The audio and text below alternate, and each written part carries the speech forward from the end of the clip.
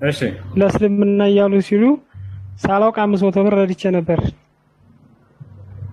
መልስ በለው። ከዛውን እሺ አሊም ጠይቅ የቀራ ሰው ጠይቄ አሁን ይሄ ነገር ነሽድ ሐራም ነው ሽርክ ነው ምናምን ሲሉኝ እንደገና አሁን እንዴት ነው በኔ ላይ ይሄ ነገር ሳላውቅ ነው የሰጠሁት ለእስልምና ነው ሲል ማለት ነው። ለእስልምና ሳይሆን እስልምና ለመዋጋት ነው ስቱዲዮ ሊያስቡ ያሉት አህባሾች። እስልምና ለመዋጋት የእስልምና መሰረት የሆነው ተውሂድን ለመዋጋት እና ሽርክን ለማስፋፋት የሚመሰረት ነው እና ኢስላማዊ ነሽዳ የሚሉት ከነ አስቴር አወቀ ከነ ኤፍሬም ታምሩ የተወሰዱ ግጥሞች እንደሆኑ ወጣ እኮ በቃ። ይሄ ማስረጃ ይሆን አይበቃቸውም? እነ ቴዲ አፍሮ ወደፊት የሚያቋርጡ ይመስለኛል ሙዚቃ። ምክንያቱም ቀማቸው እነዚህ ሰዎች ገብታቸዋል። ወደፊት የነ ቴዲ አፍሮ ሙዚቃ ሙስሊሙ በሙዚቃን ትቶ የነበረ ህዝብ በነሽዳ ህዝብ እንትን እያለ ያው በቃ አላህ ነው ስታ አላህ መስጠት ይሄ ኢስላምን ለመዋጋት እዚህ ጋር ጥሪ እያወጣችሁ ያላችሁ ነገ ወልቃ ትጠይቁበታላችሁ። ተውበት አድርጉ። አይ ሌላ ጥያቄ አለ? ሰላም አለይኩም ወሱ እኮ እኔ በሰዓቱ እስልምናን ለማበረታት ነው። እንዳላህ ተውበት አድርጉ። ወልቃ ያው እሺ እኔ ልቀጥል ወይስ ከታች ልጆች አሉ? ወሱ ሰላም አለይኩም ጥያቄ ነበረኝ። ሰላም ጥያቄ ምንድነው?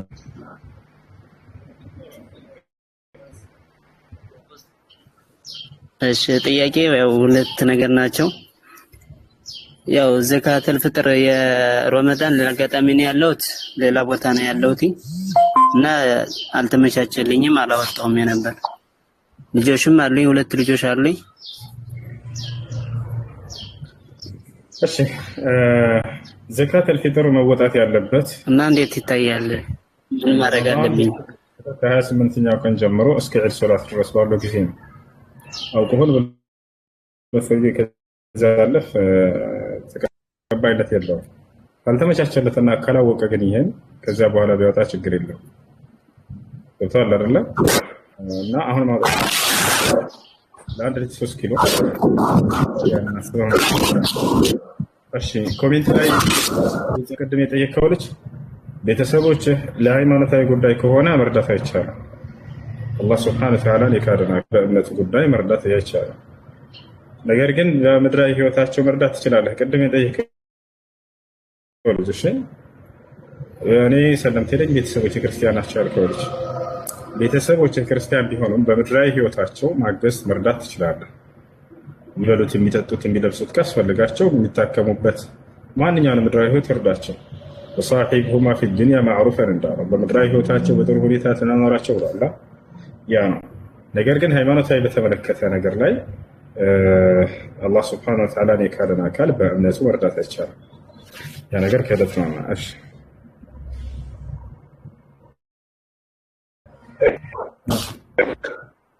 ሱብሓነሁ ወተዓላ የካደን አካል ሰላም አለይኩም ወራህመቱላሂ ወአለይኩም ሰላም ወራህመቱላሂ ወበረካቱ። እሱ አንድ ጥያቄ ነበረ። እሺ ማለት አሁን እንደዚህ መዳብ ሲሰራ በሰማ እንደዚህ ቁርአን እያዳመጥን እንሰራለን እና እንደዛው ሰማው ላችን ላይ እንዳለ ሐማም ገብተን ማጽዳት እንችላለን? አይቻልም። አይቻልም። ማርሐባሽ ጀዛከላ ወያኩ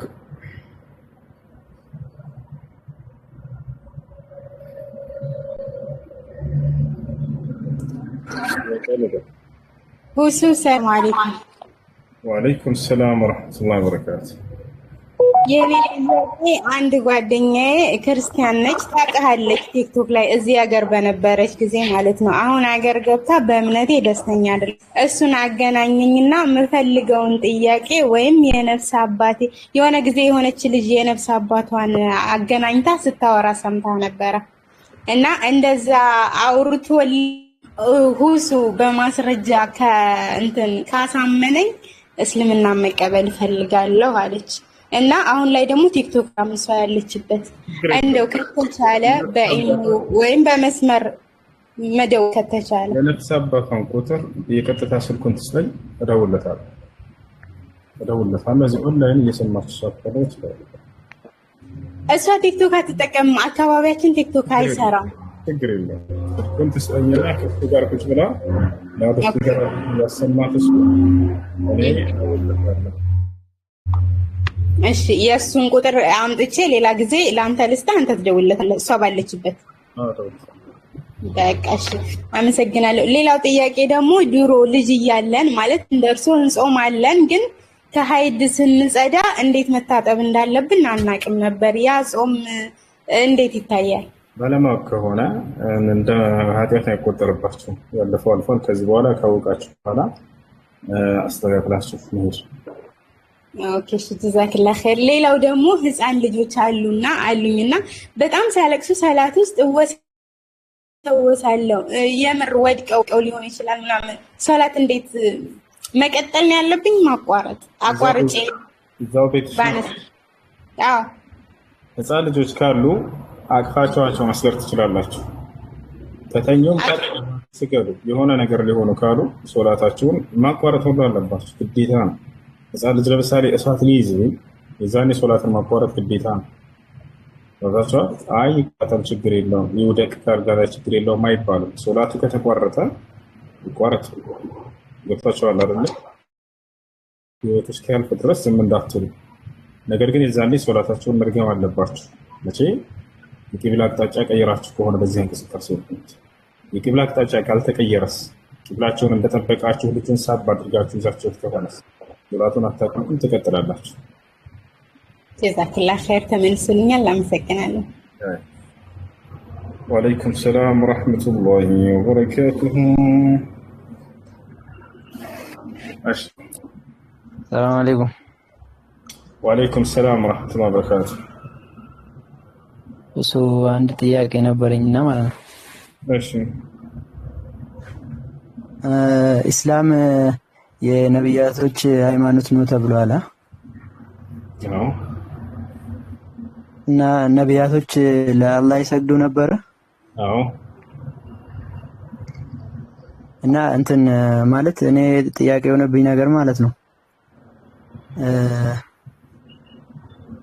አሁን አዛን ምናምን አዛን ስናወጣ ምናምን አሽሀዱ አነ ሙሐመድ ረሱሉላህ እንላለን እና ነብያችን ደግሞ ሰለላሁ ዐለይሂ ወሰለም የመጨረሻ ነብይ ነው ተብለዋል። እና ይሄ እንዴት ነው? የበፊቶቹ ነብያቶች ከነብያችን በፊት የነበሩት ማለት ነው በየዘመኑ ባለው ነብይ ይመሰከራል ነብይነታቸው።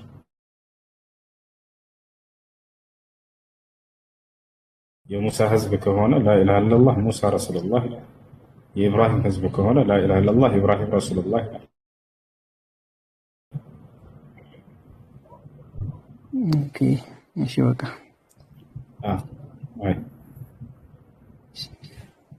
ለምሳሌ ነብዩላህ ዒሳን ማስረጃ ማንሳት ይቻላል። በሱረቱል ማኢዳ ምዕራፍ 5 ቁጥር 111 ላይ የዒሳ ዘመን ህዝቦች ዒሳ የአላህ መልእክተኛ እያሉ ይመሰክሩ ነበር። ልክ እኛ ነብዩ መሐመድ ሰለላሁ ዐለይሂ ወሰለም የአላህ መልእክተኛ እያልን እንደምንመሰክረው ወኢዝ አውሐይቱ ኢለል ሐዋሪይን አን አሚኑ ቢ ወቢረሱሊ ቃሉ አመና ወሽሀድ ቢአንና ሙስሊሙን ይላል። ወደ ሐዋርያቶችም የትእዛዝ ቃሌን ባስተላለፍኩ ጊዜ አምላክ አላህ ሐዋርያቶች ዒሳ ተከታዮች ናቸው። ምን የሚል ትእዛዝ ነው የተላለፈላቸው? አን አሚኑ ቢ ወቢረሱሊ በእኔ በአምላካቸው በአላህ እመኑ በላኩላቸው መልእክተኛ ማኑ ይባላሉ። አሁንም ልክ እንዲሁ በአላህ አምናለሁኝ በመልእክተኛ ሙሐመድ ሰለላሁ ዐለይሂ ወሰለም አምናለሁ እንደምንለው የዒሳ ዘመን ህዝቦች ምን እንዲሉ ታዘዋል? በአላህ አምነናል በተላከው መልእክተኛ በዒሳ አምነናል እንዲሉ ታዘዋል። ዒሳ ታዲያ የአላህ መልእክተኛ መሆኑን ቃል በቃል ነግሯቸዋል ወይ? አዎ ነግሯቸዋል። ወኢዝ ቃለ ዒሳ ብኑ መርየም ያ በኒ እስራኤል ኢኒ ረሱሉላህ ኢለይኩም እናንተ የእስራኤል ልጆች ሆይ እኔ ወደ እናንተ የተላኩኝ የአላህ መልእክተኛ ነኝ አላቸው። ነብይ ነኝ ብሏቸዋል ወይ? አዎ ነብይ ነኝ ብሏቸዋል። ቃለ ኢኒ ዐብዱላህ አታኒየል ኪታብ ወጀዐለኒ ነቢያ አላህ ነብይ አድርጎኛል ይላቸዋል። ያን እሺ ሶላት ይሰግዱ ነበር ወይ ላልከው፣ አዎ ሶላት ይሰግዱ ነበር። ዒሳ ራሱ ከሚሰግዱት መካከል አንደኛው ነበር። ምን ይላል ራሱ? ወአውሳኒ ቢሶላት ያለ አምላክ ያላህ ሶላት እንድሰግድ አዞኛል አለ። ሶላት ይሰግዱ ነበር ነብያቶች። እሺ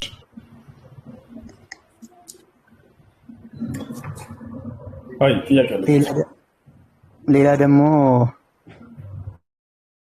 እፎይ አንዳንድ ጥያቄዎች የሚያነሳው ነገር የለም ግራ ያጋባኝ ነውና በእስልምና ከ100 በላይ መረጃ ማምጣት እችላለሁ ሊጥን አቡክቶ እንትን ማድረግ ይቻላል ምናምን ብሎ ያወራ ነበርና ወላሂ ለፊት መጥቶ አንድ አይመጣ ሁሴን ፊት ሄደና አንድ አይደለም 100ና አንድን አሳይቷል እስልምና ሲባል ቁርአንና ሐዲስ ሁሴን ፊትና ሲሄድና አሳይቷል አይ ቤት አድርጎ አይገባም ሲጀምር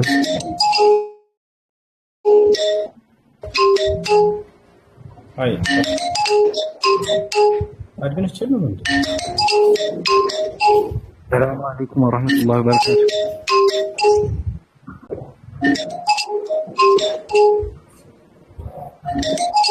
ሰላም አለይኩም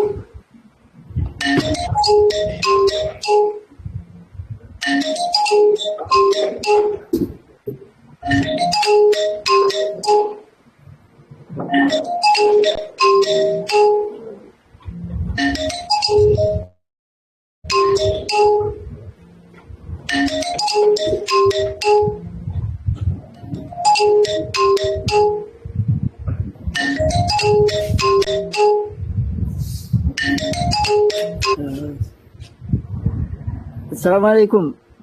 وعليكم السلام ورحمة الله وبركاته.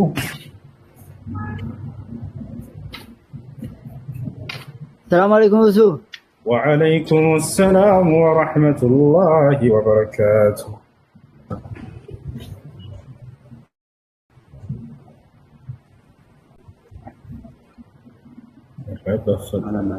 الو السلام عليكم.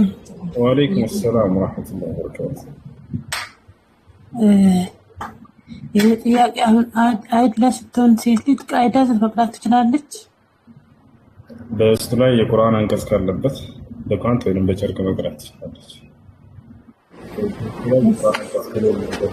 ችግር የለውም በጃዛ ብትቀራ። አሁን ደግሞ አንድ ሴት ጠይቅልኝ አይሰማም ድምፅህ ነው። ቀጥል ልቀጥል እና ስለ ኒካህና ማለት ሰው ይሰማል እሱ ድምፅህ እና እኔ ሳላውቅ አለች ማለት የማላውቀውን ሰው ያክስት ያጎቴ ልጅ አንዲት እህታችን የሆነ ጥያቄ ጠይቅልኝ ብላኝ ነበረ። እሷ ለመግባት ያውቃቱም እንደዚህ የላትም ለመግባት ፈልገውም እኮ እሺ ጠይቅሽ ወንድማችን ብዛት ቆይ እሺ ባትሪ ሊዘጋ ስለሆነ 83 ብቻ ነው ያለው ወላሂ ኧረ በአላህ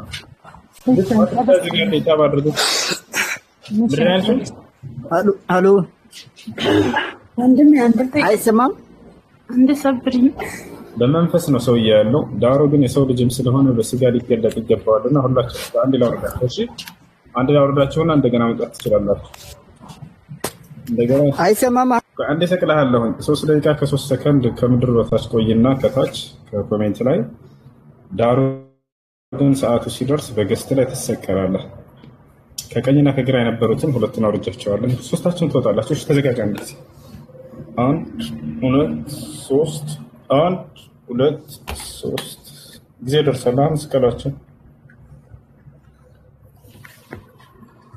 ሰዓቱ ደርሷል ስቀላችሁ ልጆች يلا السلام عليكم على رونالدو كريستيانو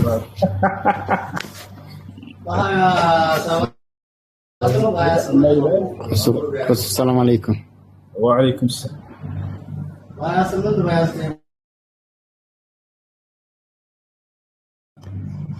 ከልጅቱ ጋር ቢያንስ 4 ዓመት አካባቢ የሚሆን በቃል ያወራሉና በአካል አይተዋወቁም ልጆቹ ማለት ነው። ብለው በቃል በቃል መካከላቸው እንጂ ካልተጋቡም ገና በቃል ብቻ ነው እያወሩ ያሉት ተስፋ ቃል ብቻ ነው ያላቸው መካከላቸው እንጂ አልፈጸሙም ትዳሩ ኒካህም አድርገዋል ቤተሰብ ልጁም አወክሎ ሄዶ እሷም ደግሞ ቤተሰቦቿ ልጁን ስለሚያውቁት ሰጥተዋት ኒካህ አድርገዋል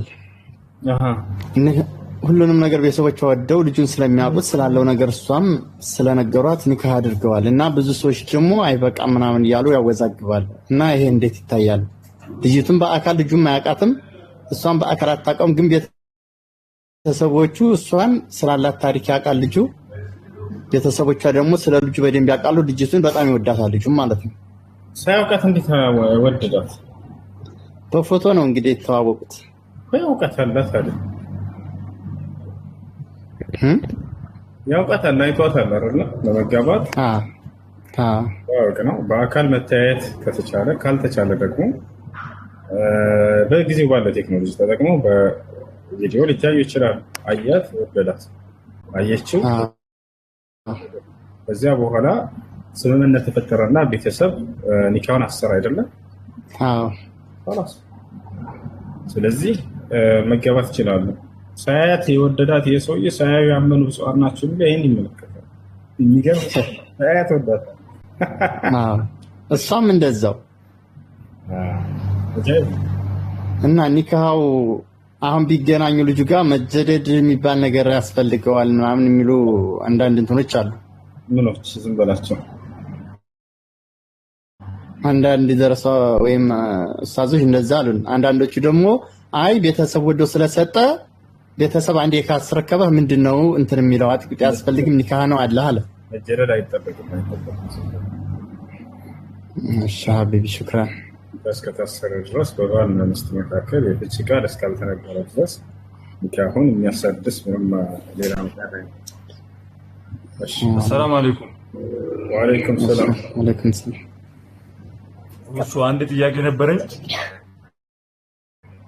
እና ጠይቃ ለሞተ ሰው ቁርአን መቅራት ይቻላል? ምን ሊያደርግልት? ሞተ እኮ በቃ خلاص ሊንዚረ መን ካነ ሐያ። የቁርአን የወረደው በህይወት ያሉ ሰዎችን ሊያስጠነቅቅ ነው። ወየሂቅ القول على الكافر كيف يقرأ القرآن على الميت? እንዴት ነው በሞተ ሰው ላይ ቁርአን የሚቀር? ነብዩ ሰለላሁ ዐለይሂ ወሰለም ሰሃቦችም አላደረጉም። እንደ ሰደቃ አይቆጠርም። ማንም ደስ ለሞተ ሰው እንደ ሰደቃ የሚቆጠሩ ወይንም ምንዳው የሚሄድለት 5 ስራዎች እንደሆነ ተገልጸዋል። አንደኛ ዱዓ ማድረግ። ለሞተ ሰው ዱዓ ማድረግ ይቻላል። ነብያችን ሰለላሁ ዐለይሂ ወሰለም በእርሳቸው ጊዜ ሆነ ሰው በሞተ ጊዜ ከቀበሩት በኋላ አብረው ከቀበሩት መካከል ነብያችን ሰለላሁ ዐለይሂ ወሰለም ነበሩ። ምን አሉ? ሰሉ ለአኺኩም التثبيت فإنه الآن يسأل አሉ። ለዚህ ለሞተው ለተቀበረው ወንድማችሁ አላህ ጽናትን እንዲለግሰው ዱዓ አድርጉለት፣ እርሱ አሁን የቀብር ጥያቄ ይጠይቃልና አሉ። ምን አሉ? ዱዓ አድርጉለት፣ ለምኑለት አሉ። ስለዚህ ዱዓ ማድረግ ትችላለህ። ሁለተኛ ኢስቲግፋር ማድረግ ትችላለህ። ለሞተ ሰው ለኃጢአቱ ምህረትን መማጸን። ነብያችን ሰለላሁ ዐለይሂ ወሰለም በሌላ ጊዜ ሆነ ሰው ሞተና ምን አሉ? استغفሩ لأخيكم فإنه الآن يسأل አሉ። ለወንድማችሁ ለኃጢአቱ ምህረትን ለምኑለት አሉ። ሁለት ወጣን ዱዓና ኢስቲግፋር ማስረጃ ተባስተዋል። ኢስቲግፋር ሌላ ሐዲስ ልጨምርልህ። قال النبي صلى الله عليه وسلم إن الرجل لترفع له درجته في الجنة فيقول من أين لي هذا يا رب فيقال هذا باستغفار ولدك لك. ነብያችን ሰለላሁ ዐለይሂ ወሰለም ምን አሉ? አንድ ሰው ከሞተ በኋላ በጀነት ውስጥ ደረጃ ከፍ ሲደረግለት ይመለከታል አሉ። ይጠይቃል አላህ ይህ ደረጃ በየትኛው ስራ ነው የተጨመረልኝ ይላል። ምክንያቱም እኔ ስራ አቋርጫለሁ ሞቻለሁ ይላል። ከዛ ምን ይባላል? فيقال هذا باستغفار ولدك لك ይህማ ልጅህ ላንተ ከሞትክ በኋላ ባደረገልህ ኢስቲግፋር ምክንያት የተጨመረልህ ደረጃ ነው ይባላል። ስለዚህ ልጅ ለአባቱ ማንኛውም ሰው ለሞተ ሰው ኢስቲግፋር ማድረግ ይችላል ማለት ነው። ሁለት ለዱዓና ለኢስቲግፋር ማስረጃ ያገኛል። ሶስተኛ ምንድነው? ሰደቃ ማድረግ ለሞተ ሰው። በነብያችን ሰለላሁ ዐለይሂ ወሰለም ጊዜ የሆነ ሰው እናቱ ሞታበት ለተወሰነ ጊዜ ተሰውሮ ነበር። ነብያችን ሰለላሁ ዐለይሂ ወሰለም ወደ እርሳቸው ጋር ከመጣ በኋላ አይነ ኩንት አሉት። የት ነበር ካሉት ያ ረሱላህ ኢነ ኡሚ ቀድ ማተት አላቸው። አንተ የአላህ መልእክተኛ ሆይ እናቴ ሞታብኝ ነበር አላቸው። ፈለው አተሰደቁ ዐንሃ ሀል የንፈዑሃ ብሎ ጠየቀ። እንዳው ለእርሷ ብዬ ሰደቃ ባደርግላት ይጠቅማታል? ፈቃለ ነዓም አዎ ይጠቅማታል ብለው መልሰውለታል። ስለዚህ ለሞተ ሰው ዱዓ ማድረግ ይችላል፣ ኢስቲግፋር ማድረግ ይቻላል፣ ሰደቃ ማድረግ ይቻላል። ሌላ ምን ቀረ? ሐጅና ዑምራ።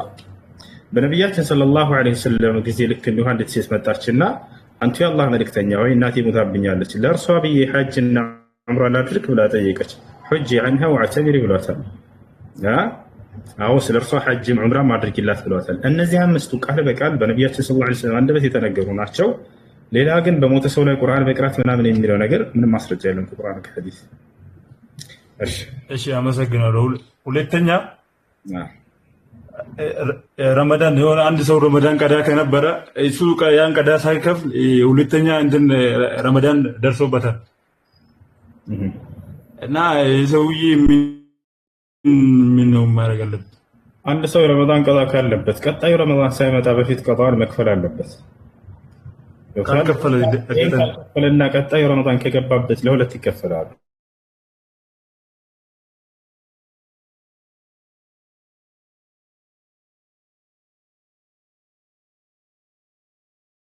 ልክ በሚሻለው ጊዜ ያን ያለበትን ቀባ መጾም ብቻ ነው። አላህ ሱብሓነሁ ወተዓላ በሱረቱል በቀራ ላይ ስለ ጾም እየተናገረ የታመሙ ሰዎችን አስመልክቶ ምን አለ? ፈመን ካነ ሚንኩም መሪደን አው ዐላ ሰፈሪን ፈዒደቱ ሚን አያሚን ኡኽራ። ከእናንተ በጾም ቀን የታመመ ሰው ካለ በዚያ ቀን ይብላ ያፍጥርና እነዚያን ቀናቶች ግን ቆጥሮ በሌላኛው ጊዜ ሲሻለው ይጾማል። እሺ ሶል ጥያቄ ካለ መጠየቅ ትችላለህ። እሺ ጀዛከላሁ። ጤና ይስጥልኝ ሁሱ፣ እንዴት ነው? ጤና ይስጥልኝ። አብሮ ይስጥልኝ። ሰላም ነው አለን። እሺ አለን። አንድ እኛ እዛ አብረን ጓደኛዬ ነውና 15 ዓመት ያህል አግብቶ በባልና ሚስት አግብቶ 2 ልጆች ወልደዋል። የ14 ዓመትና የ6 ዓመት ልጅ አላቸው።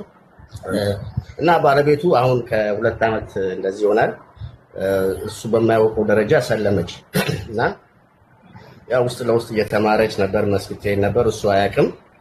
በኋላ ያው ሃይማኖቱ በጣም እየገባት ሲሄድ ነው መሰለኝ በድፍረት ቤት ውስጥ መስገድ ጀመረች። እሱ የክርስቶስ ተከታይ ነው እና በጣም ደነገጠ። ብዙ ረብሻ መጣ፣ ብዙ ነገር ሆነ። በመሀል እንደ ሽማግሌው የሄድኩት እኔ ነኝ።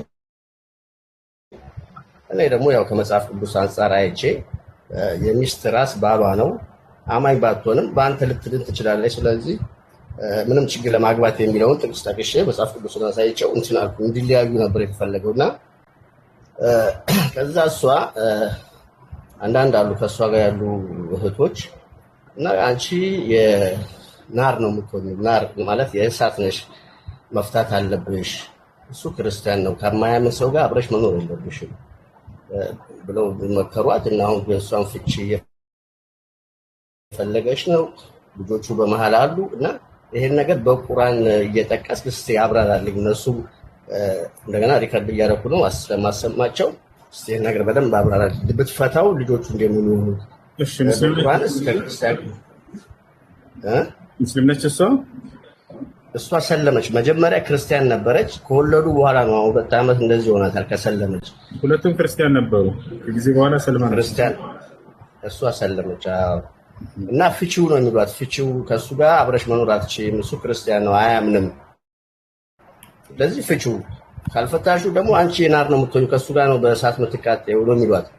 እኔ ደግሞ እሱ ልጁም ኦኬ ምንም ችግር የለም እፈታታለሁ ብሎ ነበር። ግን እኔ ያው እንደ ክርስትና አይች ሳየው ሄጄ ነገርኩት፣ መጽሐፍ ቅዱስን ነገርኩት። በቃ መፍታት አይችልም። ባታምን እንኳን እሷ በሱ እንደምትድን ስለሚናገር መጽሐፍ ቅዱስ ልጆችን አትበትኑ፣ መፋታት መጽሐፍ ቅዱስ አይፈቅድም።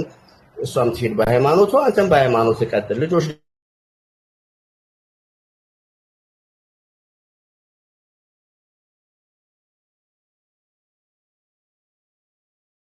ዳዕዋ አስደርጋለት ተረድቶ ሁጃ ቆሞበት ተገንዝቦ አይ በቃ ይሄን አልፈልግም አልቀበልም ካለና በዛው ከጸና የዛኔ አላህ ሱብሓነሁ ወተዓላ ከካደ ሰው ጋር ትዳር መቀጠል አይቻልም። አላህ ሱብሓነሁ ወተዓላ በሱረቱል በቀራ ላይ ሲናገር ወላ ቱንኪሑል ሙሽሪኪነ ሐታ ዩእሚኑ ይላል። በአላህ ላይ የሚያጋሩ ሰዎችን እስካላመኑ ድረስ እንዳታገቡ ይላል። በሌላ ቦታ ላይ በሱረቱል ሙምተሒና ላይ አላህ ሱብሓነሁ ወተዓላ ላ ሁነ ሒሉን ለሁም ወላ ሁም የሒሉነ ለሁነ ይላል። እነርሱ ለእናንተ እናንተ ለእነርሱ አይፈቀዱም ይላል። እዚያው ወረድ ብሎ ምን ይላል? ወላ ቱምሲኩ ቢዕሶሚል ከዋፊር ይላል። ከካዲያን ሰዎች ጋር የትዳርን ቃል ኪዳን እንዳትይዙ ይላል። አይቻልም፣ አይፈቀድም። ዳዕዋ አድርጋለት መክራው አስመክራው ተረድቶ ከሆነ ተገንዝቦ አይኔ ገብቶኛል ግን አልቀበልም አይነት ነገር ከሆነ ሰውየው ከዚህ በኋላ አይቻልም። ነገር ግን ካልተረዳ ካልደረሰው እውነቱ ያን እውነት እስኪቆመለት ድረስ እስኪረዳ ድረስ እስኪገነዘብ ድረስ ሁሱ ልጆች አሉ እኮ በመሃል ሁለት ልጆች አሉ። አንድ 14 ዓመት አንድ 7 ዓመት ልጅ አለ እኮ 6 ዓመት ለዛ ልጅ አለ። ደግሞ አላህ Subhanahu Wa Ta'ala እና በእርሱ መንገድ ላይ እንዲሄዱ አላህ እንዲገዙ በዚያ መንገድ ላይ ታሳድጋቸው እሷ የእስላም መንገድ ታመለክታቸው ይቻላቸው።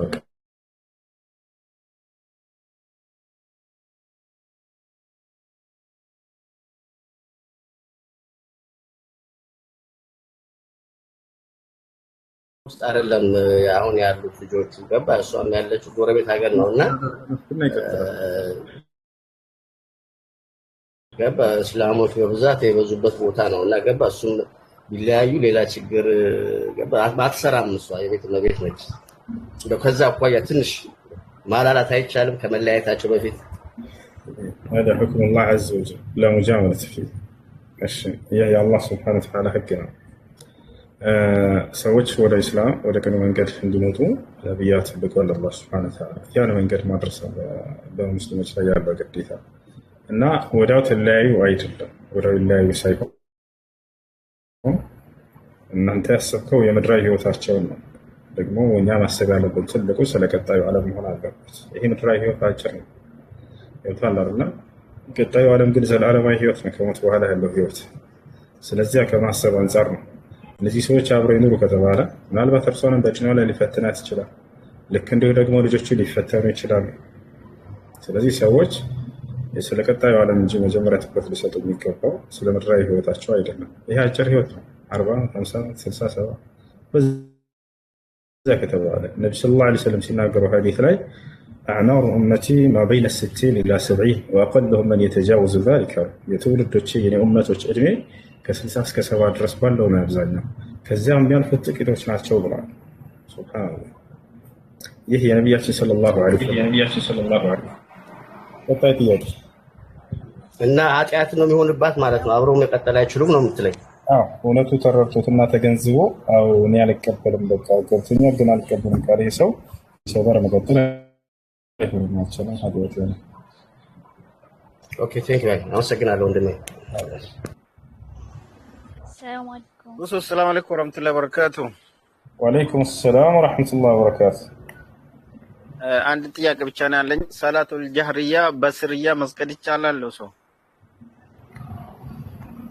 እሺ ድምፅን ከፍ ማድረግ በተመለከተ በዑለሞች መካከል ምን ኺላፍ ቢኖረውም በላስና ተወዳዱ ድምፅን ከፍ ማድረግ ነው። ድምፅ ከፍ ተደርጎ የሚሰገድባቸው ሶላቶች ድምፅን ከፍ ማድረግ በጀማዓ የሚሰግድ ከሆነ ግን በኢማሙ ላይ ምርጫ ግዴታ ይሆናል። ሌሎቹ ሰፍ ላይ ያዳምጣሉ። እሺ እና እነሱ በስር ነው የሚቀሩት እንጂ እንደሱ ጀህራ ያደርጉ። ኢማሙ ድምፅ ከፍ ተደርጎ የሚቀራባቸው ሶላቶች ድምፁን ከፍ አድርጎ ይቀራላቸው። ከዛ ውጭ ግን ሰውየው ብቻውን ከሆነ በሱ ሐቅ ላይ ሱና ነው ድምፅን ከፍ ማድረግ። ቢያደርግ እንዳውን ያገኛል የሱና አጅር፣ ባያደርግ ግን ሶላቱን ውድቅ ያደርጋል። እሺ ኦኬ ጀዛኩሙላሁ ኸይራን። السلام عليكم ሁሱ። ሰላም ወአለይኩም ሰላም ወራህመቱላህ። የሆነ ጥያቄ ነበረኝ። እሺ በጁምዓ ቀን የሞተ ሰው የቀብር ጥያቄ የለበትም ይላሉ። ለአንደኛው ነው የቀብር ጥያቄ የሌለበት? ሐዲሱ ضعيف ነው። እንዲህ አይነት ብሩ ሂሳብ የለም። አንድ ሰው በጁምዓ ቀን ሞተ፣ በየትኛውም ቀን ሞተ፣ የቀብር ጥያቄ በቀን ልዩነት ብሩ ሂሳብ የለም። በየትኛውም ቀን ይሞት የቀብር ጥያቄ አለበት። መርሐባ።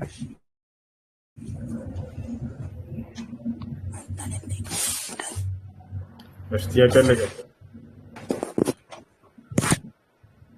ሰላም አለይኩም። እሺ ወአለይኩም ሰላም ወራህመቱላሂ ወበረካቱ። ሁለት ጥያቄ ነበረኝ። የመጀመሪያው ቤተሰቦቿ ክርስቲያን ነበሩ። እሷን ሲወልዱ እሷ ከተወለደች በኋላ ክርስትና ተነስታለች። ከዛ በኋላ ቤተሰቦቿ ሰለሙ። ከሰለሙ በኋላ ሸሃዳ ሲይዙ እሷ ህፃን ነች። አሁን ልጅቷ አድጋ ሙስሊም ነች፣ ትሰግዳለች፣ ትጾማለች፣ ቁርአን ትቀራለች። አሁን ላይ ግን አንቺ በዛ ሰዓት ህፃን እንደነበርሽ ክርስትና ሙስሊም አይደለሽም፣ እንደገና ሸሃዳ መያዝ አለብሽ ምናምን የሚባል ወሬ ሰምቼ ዝም በያቸው ይሄን ጠይቂልኝ ብለኝ ህፃን በሆነችበት ጊዜ አስጠመቋትን አላህ ሱብሓነሁ ወተዓላ እዛ ይጠይቃት አስጠምቀውሻልና በዚያ ኃጢአተኛ ነሽ ብሎ እንድፈርድ አምላክ አይደለም አላህ ሱብሓነሁ ወተዓላ። ስለዚህ ምንድነው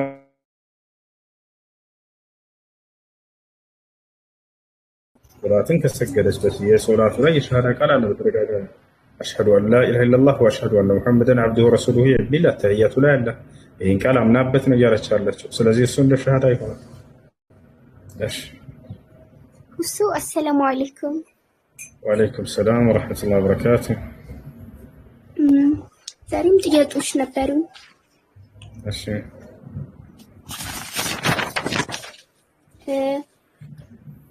ኢስቲዓና፣ ኢስቲጋሳ፣ ተበሩክና ተወሱል የሚሉት ቃላቶች እንዴት ይታያሉ? ኢስቲዓና ማለት መታገዝ ማለት ነው። መታገዝ ማለት ነው። ኢስቲጋሳ ማለት መረዳት ማለት ነው። ኢስቲዓዛ መጠበቅ ማለት ነው። ተበሩክ ማለት አይ ጠለብ በረካ በረካን መፈለግ ማለት ነው። ልክ እንዲሁ ደግሞ ተወሱል ማለት መመጀን የሚባል ነገር ነው። መዳረሻ ነገር መፈለግ ማለት ነው። እሱ ነው። እሺ እነዚህ ነገራቶች ሽርክ ናቸው? ከአላህ ሱብሓነሁ ወተዓላ ብቻ ሊፈልጉ የሚገቡ የሆነ ነገራቶችን ከእርሱ ውጭ ከሌላ አካል መፈለግ ያለምንም ጥርጥር ሽርክ ነው። እሺ ማለት ነው። ሁለተኛ ጥያቄ ደግሞ ነቢያቶች በሙሉ ሕያው ናቸው ቀብራቸው ውስጥ። እስኪ ስለተወለው ነገር አብራራልኝ።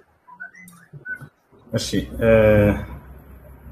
ነቢያቶች ስጋቸውን አፈር አይበላውም።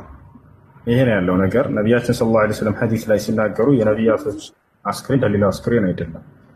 ኢነላህ ሐረመ ዐለል አርዲ አን ተእኩለ አጅሳደል አንቢያ አሉ። አላህ የነቢያቶችን ሰውነት አፈር እንዳይበላ እርም አድርጎታል ብለዋል። የነቢያችን ሰለላሁ ዐለይሂ ወሰለም ቀብር እንደው አይከፈትም እንጂ ቢከፈትና ቢታይ ምንም አፈር የሚበላ አይደለም። የሁሉም ነቢያት የእርሳቸው ብቻ አይደለም። እሺ ነቢያቶች ሙተዋል ወይ? አዎ ሙተዋል። ነቢያቶች ሙተዋል? አዎ ሙተዋል። ነቢዩላህ ዒሳ ዓለይሂ ሰላም ሲቀር እርሱ አልተገደለም፣ አልተሰቀለም። ለእነዚያ ለወንበዴ አይሁዶች አላህ አሳልፎ አልሰጠውም፣ አድኖታል፣ ወስዶታል። በክብር በሁለተኛ ሰማይ ላይ ይገኛል። ይሞታል ወይ? አዎ። እንደሚሞት ተነግሯል ወይ? አዎ። በቁርአንም በሐዲስም ተነግሯል። አላህ ሱብሓነሁ ወተዓላ አልገደሉትም፣ አልሰቀሉትም ካለ በኋላ ወረድ ብሎ እንደሚሞት ቃል በቃል ይናገራል። ወኢን ሚን አህሊል ኪታቢ ኢላ ለዩእሚነነ ቢሂ ቀብለ መውቲሂ አለ። ከመጽሐፉ ባለቤቶች ከአይሁድም ከክርስቲያንም አንድም አይኖርም ዳግም እርሱ በሚመጣ ጊዜ የሚያምኑ ቢሆን እንጂ ከመሞቱ በፊት ይላል። ከመሞቱ በፊት ያምናሉ ይላል። ልክ እርሱ መጥቶ ሳይሞቱ በፊት አማኝ ይሆናሉ። ሐዲስም ላይ ነብዩ ሰለላሁ ዐለይሂ ወሰለም የንዚሉ ዒሳ ብን መርየም ፊ አኺር ዘማን ወየኩሱ ፊኩም 40 ثم يتوفاه الله عز وجل አሉ። የማርያም ልጅ መሲሁ የዘመኑ ፍጻሜ ከመድረሱ በፊት ወደ ምድር ይወርዳል። ከዚያ መካከላቸው 40 ዓመት ይቆያል። ከዚያ ይሞታል፣ ተቀብሩታላችሁም ብለው ቃል በቃል ተናግረዋል። ይሄ ነው። ስለዚህ ነቢያችን ሰለላሁ ዐለይሂ ወሰለም አልሞቱም የሚል ሀሳብ አላቸው አንዳንድ ሱፊዎች። ይሄ ስህተት ነው። ነብዩ ሰለላሁ ዐለይሂ ወሰለም ሞተዋል። አላህ ሱብሓነሁ ወተዓላ ቃል በቃል ኢነከ መይቱ ወኢነሁም መይቱን ብሏል። ነገር ግን መሞታቸው የሆነ ክብራቸውን ዝቅ የሚያደርግ ነገር ምናምን አይደለም። ሰው ነው። አምላክ ሞተ ቢባል ነው ክብሩን ዝቅ የሚያደርገው። አምላክ አይሞትም። ገብቷቸዋል። ወተወከል ዐለል ሐይ አለዚ ላ የሙት። ነብዩ ሰለላሁ ዐለይሂ ወሰለም ሰው ናቸው። ሰው እንደመሆናቸው መጠን በሰው ላይ የሚደርስ ነገር ሁሉ ቢሆንባቸው በእርሳቸውን ዝቅ የሚያደርግ ነገር አይደለም። ቁል ኢነማ አነ በሸሩን ሚስሉኩም ይላል።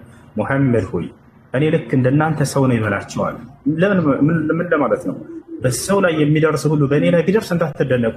እንደ ማንኛውም ሰው ይበላሉ፣ ይጠጣሉ፣ ይተኛሉ፣ ይታመማሉ፣ ይሻላቸዋል። ሁሉ ነገር በሰው ላይ የሚሆን ሁሉ ይሆንባቸዋል። እንደ ማንኛውም ሰው ይሞታሉ። ያ ነው። ነቢያቶች በቀብራቸው ውስጥ ይሰጣል። አንቢያ ፊ ቁቡሪሂም ይሰሉን የሚል ሐዲስ አለ። ማሊክ አለሽ ነቢያቶች በቀብራቸው ውስጥ ይሰግዳሉ የሚል ሐዲስ አለ። ይህ እንደ ግዴታ አይደለም። አላህ ሱብሓነሁ ወተዓላ ለእነርሱ ያደረገላቸው ጸጋ ነው። ይሄንን ከፈለጉ ማድረግ ይችላሉ። ለዚህ ነው ነቢያችን ሰለላሁ ዐለይሂ ወሰለም ኢስራ ወልሚዕራጅ ሊያደርጉ ባሉበት ጊዜ ሲሄዱ ጊዜ ወደ ኢየሩሳሌም ወይንም ወደ ቤተል መቅደስ እየሄዱ እያለ ሙሳ ዐለይሂ ሰላምን እና ሃሩን እየሰገዱ እንዳገኟቸው ተናግረዋል። ይህን አላህ ሱብሓነሁ ወተዓላ ለነቢያቶች ያደርግላቸዋል። ያ ማለት ግን እኛ ሄደን ብንለምናቸው ብንጠራቸው ምናምን ይቻላል ወይ? በፍጹም አይቻልም። እርሳቸውን አናግረን ማሰማት እንችላለን ወይ? አንችልም። ሰላምታ ብቻ ሲቀር ቦታቸዋል አይደል? የምናደርሰውን ሶላዋት ብቻ ያ እንደሚደርሳቸው ተነግሯል። በተነገረው ልክ ብቻ ይሄን ይዙና ምን ያደርግ ምን ያደርጋሉ መሰለሽ ሱፊያዎች ይሰማሉና እነሱን ሂደን ሸፋዓን ጠይቃቸው ተወስሉ እንዲያደርጉልን ጠይቃቸው ላ ይሄን አልተማሩን ምርሳቸው በታቸዋል አይደለ ስለዚህ ነብያችን ሰለላሁ ዐለይሂ ወሰለም ይሄንን ሶላት በመናደርግ ጊዜ እንደሚደርሳቸው ቃል በቃል ተነግሯል صلوا علي حيثما كنتم فإن صلاتكم تبلغني كما قال النبي صلى الله عليه وسلم የትም ቦታ ስፍራ ብትሆኑ በእኔ ላይ ሶላት አውርዱ የትም ስፍራ ሆናችሁ ሶላት ብታደርሱ ይደርሰኛልና ብለው ተናግረዋል አዎ ይደርሳቸዋል በሌላ ሐዲስ ላይ እንዳውም حتى ما منكم من أحد يصلي ويسلم علي حتى يرد الله علي روحي فأرد عليه كأن أنت عندما بأني لا سلامنا صلاة آيوردم الله روحي نملسولي سلامتاችሁን የሚመልስላችሁ ሊሆን እንጃል አይ ፈርላ ያ ማለት ግን ደርሳቸውን ለአምላክ የሚገባውን የአምልኮ ስርዓት መስጠት መለመን መጣራት አማልኝ ማለት መማፀን በፍጹም አይቻልም ይሄን በፍጹም እርሳቸው አይፈልጉ ገብተሻል አይደል ሽርክ ነው አላህ Subhanahu Wa Ta'ala ላይ ማጋራት ማለት ሽርክ ማለት تسوية غير الله مع الله في خصائص الله ባጭሩ ይሄ ነው ሽርክ ጠየቅም ማለት ነው አይጠየቅም አላህ መመጀን የሚፈቀድበትን መንገድ ገልጾልናል እሱ ልንገርህ እሺ አንደኛ በስሞችና በባህሪያቶች አላህ Subhanahu Wa Ta'ala ቃል በቃል በሱረቱል አዕራፍ ላይ ምን ይላል ወሊላሂ አልአስማኡል ሑስና ፈድዑሁ ቢሃ ለእኔ ለአላህ ጥሩ ጥሩ ስሞች አሉኝ በእነርሱ ለምኑኝ አለ እሺ በስሞቹና በባህሪያቶቹ ይቻላል ያ ገፉር እግፊር ሊ አንተ መሐሪ ሆንክ አምላክ ሆይ ማርልኝ እንደምንለው ያ ረሂም እርሐምኒ አንተ አዛኝ ሆንክ አምላክ ሆይ ዘንልኝ በስሞቹና በባህሪያቶቹ አንደኛ ሁለተኛ التوسل إلى الله سبحانه وتعالى بالأعمال الصالحة بسرع بملكام سرع ولا الله سبحانه وتعالى توسل معرق من البات رياض الصالحين كرتشك هنا كلفوا السوج مكاكلال النبي صلى الله عليه وسلم ሶስት ሰዎች የሆነ ቦታ እየሄዱ ያለ መሸባቸውና ዋሻ ውስጥ ገቡ ከዚያ ተቀምጠው ሳሉ ዛርፈው ሳሉ አንድ ትልቅ ቋጥኝ ድንጋይ መጣና ዘጋባቸው ሞጫ ቀዳዳም አጡ እነዚህ ሶስቶቹም ሰዎች በአማን ቀን የሰሩትን መልካም ስራ በመስራት አላህን በዚያ ጠየቁት አሉ ነብዩ ሰለላሁ ዐለይሂ ወሰለም አንደኛው ምን ያደርግ ነበር ከነዛው ምንሽ ማለት ነው ከነጋኛ አዳምጪ አንደኛው ሰው ምን አለ አምላክ ያላህ ሆይ እኔ እድሜያቸው የገፋ እናትና አባት ነበሩን ለእነርሱ ሁሌ ወተት እያለኩኝ አዘጋጅላቸው ነበር እነርሱ ሳይጠጡ ቀደሜ የፈለገ ቢሆን አልጠጣም ነበር ቢርበኝም እነሱ ጠጥተው ከጠገቡልኝ በኋላ ነበር የምጠጣው ይሄን መልካም ስራ ሳደርግ የነበረው ከአንተ ዘንድ ምን እንዳለ ማግኘት ፈልጌ ከሆነ እባክህ ዛሬ ካለሁበት ጭንቅና መከራ አውጣና አለ ወዲያው ይሄን ባለ ጊዜ አላህ Subhanahu Wa Ta'ala ሰማው ይሄንን ቋጥኝ ድንጋይ በቀቅ አደረገላቸው ነገር ግን ሊያስወጣቸው አልቻለም ሌላኛው ተነሳና ምን አለ አምላክ ያላህ ሆይ አለ እኔ ሁሉን ነገር አመሻሽታ በቃ ሁሉ ነገር ከኔ ጋር ለማድረግ ዝግጁ ነኝ ብላ አዘጋጅችለት ራሷን ነፍሷን ነበረች ታሪኩ ረዘም ብለን ባጭሩ ነገራቸው ነገር ግን እኔ አንተን ፈርቼ ያለ ነገር ትቻለሁ እባክህ ያንን የተውኩት አንተን ምን እንዳፈልጌ ከሆነ ዛሬ ካለሁበት ጭንቅና መከራ አውጣኝ አለ አሁንም ፈቀቅ አለላቸው ነገር ግን ሊያስወጣቸው አልቻለም ሶስተኛው ተነሳ አምላክ ያላህ ሆይ ከሰዎች መካከል አንድ ሰራተኛ ከኔ ጋር ነበር ያንን ሰውዬ ገንዘቡን ጥሎ በሄደ ጊዜ እኔ አብዝቼ ጠብቄ ከጊዜ በኋላ መጥቶ ወሰደ ሰጠሁት ያን ያደረኩት ከአንተ ዘንድ ምን እንዳንፈልጌ ከሆነ እባክህ ዛሬ ካለሁበት ጭንቅና መከራ አውጣኝ አለ አሁን ፈቀቅ አደረገላቸው ሶስቱም ወጡ ስለዚህ በመልካም ስራ ተወሱል ማድረግ ይሄ ነው በራሳችን መልካም ስራ ማለት ነው አዎ በራሳችን መልካም ስራ እንጂ በሰዎች አይቻልም አይደለም ሶስተኛው የተወሱል መንገድ የሚቻልበት ደግሞ እንገርሽ በምንድነው ዱዓ الصالحين በመልካም ሰዎች ዱዓ ገብቶሻል አይደል ብልክ ነብዩ ሰለላሁ ዐለይሂ ወሰለም ጋር ሰዎች መተው ያ ረሱላህ ዱዓ አድርጉልን ይሏቸው ነበር አይደል በዚያ ማለት ነው ዛሬም ደግና መልካም ነው ብላችሁ የምታስቡትን ሰው ሄዳችሁ ዱዓ አድርግልኝ ማለት ይቻላል ችግር የለውም ያ ሸህ ዱዓ አድርግልኝ ይሄ ግን ሶስት መስፈርት ያስፈልገዋል አንደኛ ሐዩን ቃዲሩን ሐዲሩን ሶስቱ ሐዩን ማለት ያ ሰው በህይወት ያለ መሆን አለበት ልብ በይ ያ ሰው በህይወት ያለ መሆን አለበት የሞተ መሆን የለበት ሁለተኛ ምንድነው ቃዲሩን በሚችለው ነገር መሆን አለበት ዱዓ አድርግልኝ ይቻላል ችግር የለውም የሰው ጅራንስቶ እጁን ሳያነሳ አምላክ ያላህ ሆይ ለማሊካ ኃጢአቷን ማረላት ወይንም አምላክ ያላህ ሆይ ለማሊካ ጥሩ ባልስጣት ብሎ ዱዓ ሊያደርግልሽ ይችላል አምላክ ያላህ ሆይ ለማሊካ ገንዘብ ስጣት ሊል ይችላል ይፈቻል አይደል ይሄን ይቻላል ሶስተኛው ምንድነው ሐዲሩን ያ ሰው የተጣለ የተገኘ መሆን አለበት እሱ በሌለበት በሩቅ ቦታ በማይሰማህ ቦታ ሆና ዱዓ አድርግልኝ ማለት አይቻልም የለም እናሱ ነገር ግን ዛሬ ላይ አልሐምዱሊላህ ስልክ የሚባል ነገር አለ። ደውለህ ባይኖርም ባጠገብህ ያ ሼክ ዱዓ አድርግልኝ ማለት ይችላል። እነዚህ ሶስቶች መስፈርቶች ከተሟሉ التوسل الى الله سبحانه وتعالى بدعاء الصالحين በመልካም ሰዎች ዱዓ ተወስል ማድረግ ማለት ይሄ ነው። አራተኛው ምንድነው ተወስል የሚፈቀድበት መንገድ التوسل الى الله سبحانه وتعالى بالإيمان በእምነትሽ ወደ አላህ Subhanahu Wa Ta'ala ተወስል ማድረግ። ለዚህ ማስረጃ አለ ወይ? አዎ አላህ Subhanahu Wa Ta'ala በሱራ አሊ ኢምራን ላይ ሌላ በርካታ ቦታ ላይ ይገልጸናል። ربنا إننا سمعنا مناديا ينادي للإيمان أن آمنوا بربكم فآمنا ربنا فاغفر لنا ذنوبنا أيش ጌታችን አላህ ሆይ እኛ የተጣሪን ጥሪ ሰማን እመኑ የሚል በአላህ እኛም ማምነናል። እባክህ ጌታችን አላህ በማመናችን ምክንያት ኃጢአታችንን ማረልን ይላሉ እያለ ተናገረ። ስለዚህ التوسل إلى الله سبحانه وتعالى بالإيمان አራተኛው ይሄ ነው። አምስተኛውና የመጨረሻው የተወሰል መንገድ ምንድነው? التوسل إلى الله سبحانه وتعالى بإظهار الحال ወደ አላህ سبحانه وتعالى ተወሰል ማድረግ ማንነትን በመግለጽ የማን ተወስል አለ በቁርአን ላይ ይዘ ማሊካ ከኔ ጋር ነሽ? አቤት ከኔ ጋር ነሽ? አንተ ጋር ነኝ። ጥሩ التوسل الى الله بإظهار الحال የመጨረሻው ምንድነው? ማንነትን በመግለጽ ተወስል ማድረግ ወደ አላህ። ማን ነው በቁርአን ላይ ይሄንን የተወስል መንገድ የተጠቀመ? አደም አለይሂ ሰላም። አደምና ሐዋ ያደረጉት የተወስል አይነት ይሄ ነው። ምን አሉ? ቃለ ረበና ظلمنا انفسنا ጌታችን አላህ ሆይ ነፍሳችንን በድለናል አሉ። ራሳቸውን ማንነታቸውን የኃጢአትነት ባለቤታቸውን በመግለጽ ተናነሱና ወደ እርሱ ተወስል አደረጉ። ረበና ظلمنا انفسنا وان لم تغفر لنا وترحمنا لنكونن من الخاسرين አሉ። ጌታችን አላህ ሆይ ነፍሳችንን በኃጢአት በድለናል፣ ይቅርን የማታደርግልን ከሆነ ማታዝን ከሆነ ከከሰሩት እንሆናለን፣ እባክህ ይቅር በለን እዘንልን አሉ። ወደ አላህ Subhanahu Wa Ta'ala ይቅር አላቸው ማለት ነው። ሌላ ልክ እንዲሁ ዩኑስ አለይሂ ሰላም وذنون إذ ذهب مغاضبا فظن أن لن نقدر عليه فنادى في الظلمات أن لا إله إلا أنت سبحانك إني كنت من الظالمين እኔ ነፍሳቸውን ከበደሉኛለሁ ብሎ ማንነቱን በመግለጽ ወደ አላህ ተወስል አደረገ። አላህ Subhanahu Wa Ta'ala ማረበት። እነዚህ አምስት ናቸው። أما التوسل بالأشخاص فلا እሺ የመጨረሻው ጥያቄ ደግሞ እንትን ማለት ነው ኪታቡን ኒካህ ጋር አንድ ሰው ማለት በድሮ ጊዜ አንድ ሰው ባሪያ ከገዛ በኋላ ባሪያውን ካለ ኒካህ ማለት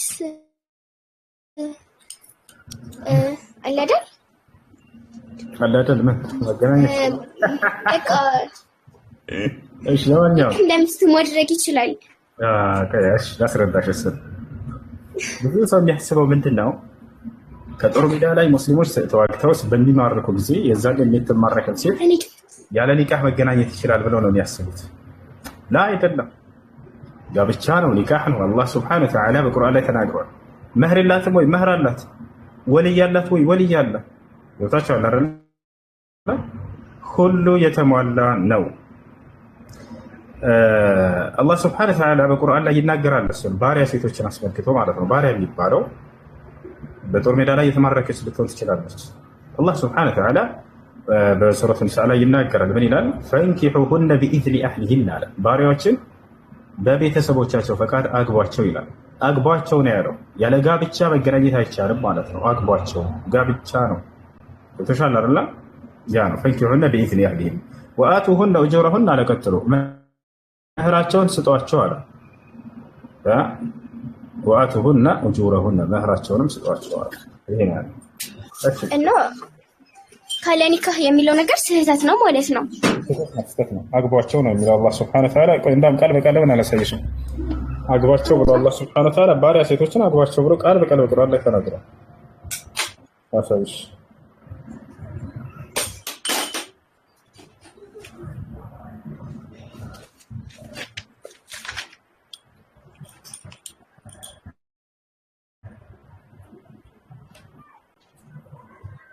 ሱረቱ ኒሳ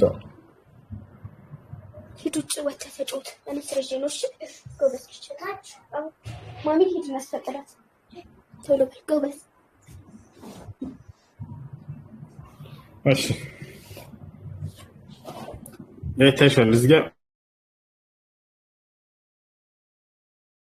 ሙስሊም ጥብቆች ምእመናት የሆኑትን ለማግባት ሀብትን ያልቻለ ሰው አለ። አየሽ ይህ ልክኛ ሰው ባልና ሚስት እንደሚገባው ይሄን ያልቻለ ሰው አለ እጆቻችሁ ንብረት ካደረጓቸው ከምእመናት ወጣቶቻችሁ ባሪያን ምን ያድርጋለ? ያግባ። ስለዚህ ባሪያን አግቡ ነው የሚለው በጋብቻ እንጂ በፍጹም ያለ ጋብቻ ተገናኛቸው አይደለም። ፈንኪሑሁነ ቢኢዝኒ አህሊሂን ይላል ቃል በቃል አረበኛውም ላይ አግቧቸው ነው የሚለው። ፈንኪሑነ ማለት አግቧቸው ማለት ነው። ስለዚህ ጋብቻ ነው። እሺ ሌላ ጥያቄ አለ? ሌላ ጥያቄ ደግሞ ወይንም ሌላ ጥያቄ ካላችሁ ይጠይቁና ጠይቃለሁ። አይ እሺ።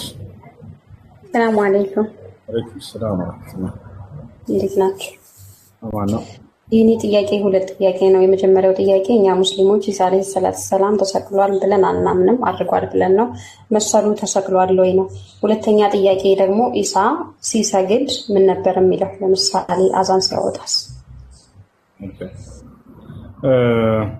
ኢሳ አለይሂ ሰላም ተገድሏል ወይስ አልተገደለም፣ ተሰቅሏል ወይስ አልተሰቀለም የሚለው አላህ ሱብሓነሁ ወተዓላ ቃል በቃል ተናግሮታል። አላህ ሱብሓነሁ ወተዓላ ወማ ቀተሉሁ ወማ ሰለቡሁ አለ። አልገደሉትም አልሰቀሉትም አለ። ሌላ የተገደለ የተሰቀለ ሰው አለ ወይ? ያ እንዳለ ተናግሯል።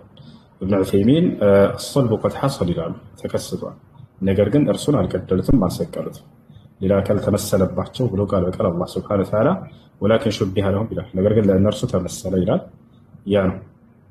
ኢብኑ ዑሰይሚን እንደተናገሩት ከሆነ ተፍሲራቸው ላይ ዒሳ ዓለይሂ ሰላምን አሳልፎ ሊሰጥ የሄደው አካል እንደተሰቀለ ይናገራሉ። ምክንያቱም ይህ ፍትህ ነው። እንደው ያ ሰው እየተበድለዋል ወይ ብለው ለሚያነሱ ሰዎችም ካለ ይህ ፍትህ ነው። ፍትሁ ምንድን ላይ ነው ከተባለ እንደ ራሳቸው እንደ መጽሐፍ ቅዱስም እንደ ቁርአን ማየት ይቻላል። አላህ በቁርአን ላይ ምን ይላል ሲናገር ሱረቱ ፋጢር ላይ ወላ የሒቁ ልመክሩ ሰይኡ ኢላ ቢአህሊሂ ይላል። የተንኮልና የሴራ ባለቤት ያተንኮልና ሴራ በራሳቸው ላይ እንጂ በንጹሆች ላይ አይሰፍርም ይላል። አየሽ መሲሁ ንጹህ ነው ወይ? አዎ ንጹህ ነው። እንደ መጽሐፍ ቅዱስም እንደ ቁርአንም ንጹህ ነው አይደለ? አንድ ንጹሃን ሰው አሳልፎ ሊሰጥና ሊያስገድል ሊያሰቅል ያለ አካል በሰው ላይ ያሰበው ተንኮልና ሴራ በራሱ ላይ በዚያ በሰው ላይ ቢሆን ይህ ሰው የራሱን እጅና ያገኛል። እኛም እንደምንለው ምን በተለምዶ ለሌሎች በቆፈርከው ጉድጓድ አንተ ትገባለህ እንላለን። ለሌሎች ተንኮልና ሴራን ቆፍረንላቸው እዚያ ውስጥ ብንገባ የእጅህን አገኘህ ማንም አልበደለህም የምንለው ያንሷር። ልክ እንዲሁ መሲሁን ዒሳ ዓለይሂ ሰላምን አሳልፎ ሊያስገድልና ሊያሰቅል ያለው አካል ያ ሰው ይሄ ነገር ቢደርስበት የራሱን የእጅን ነው ያገኘው።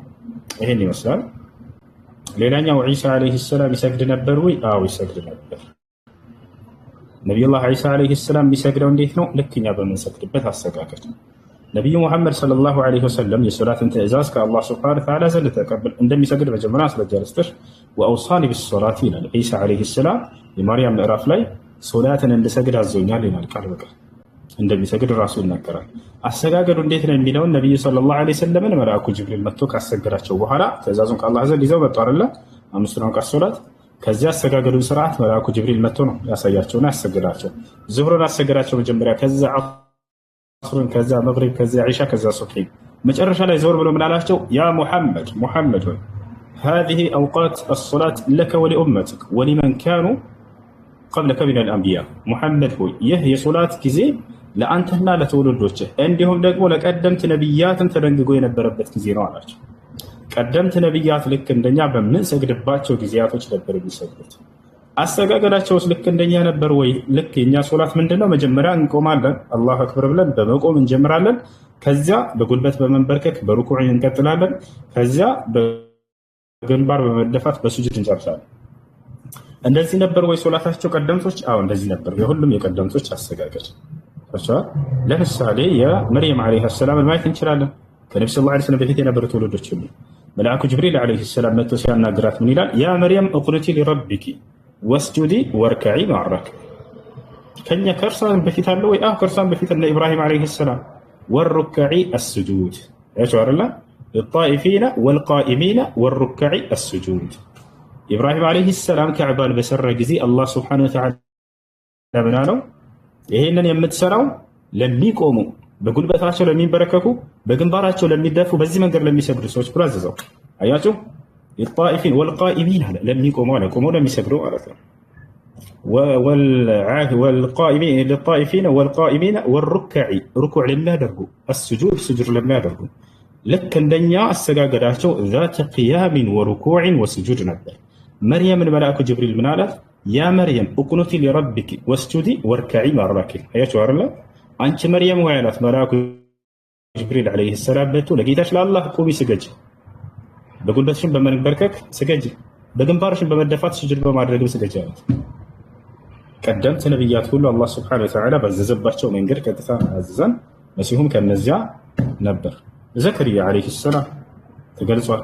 እነ ኢብራሂም አለይሂ ሰላም ረቢ ጀዐልኒ ሙቂመ ሶላት ጌታ አላህ ሆይ ሶላትን በአግባቡ ቆሜ የምሰግድ አድርገኝ እያለ ይናገራል። ቆመው ሁሉ ነብያት ሩኩዕ በማድረግ ስጁድ በማድረግ ልክ እንደኛ ወቅቱ ራሱ መልአኩ ጅብሪል መጥቶ ሙሐመድ ሆይ ይህ ለአንተና ለቀደምት ነብያት የተደረገ የሶላት ጊዜና ወቅት ነው ብሎ አሳይቷቸዋል፣ ነግሯቸዋል፣ አዝርጎላቸዋል። እሺ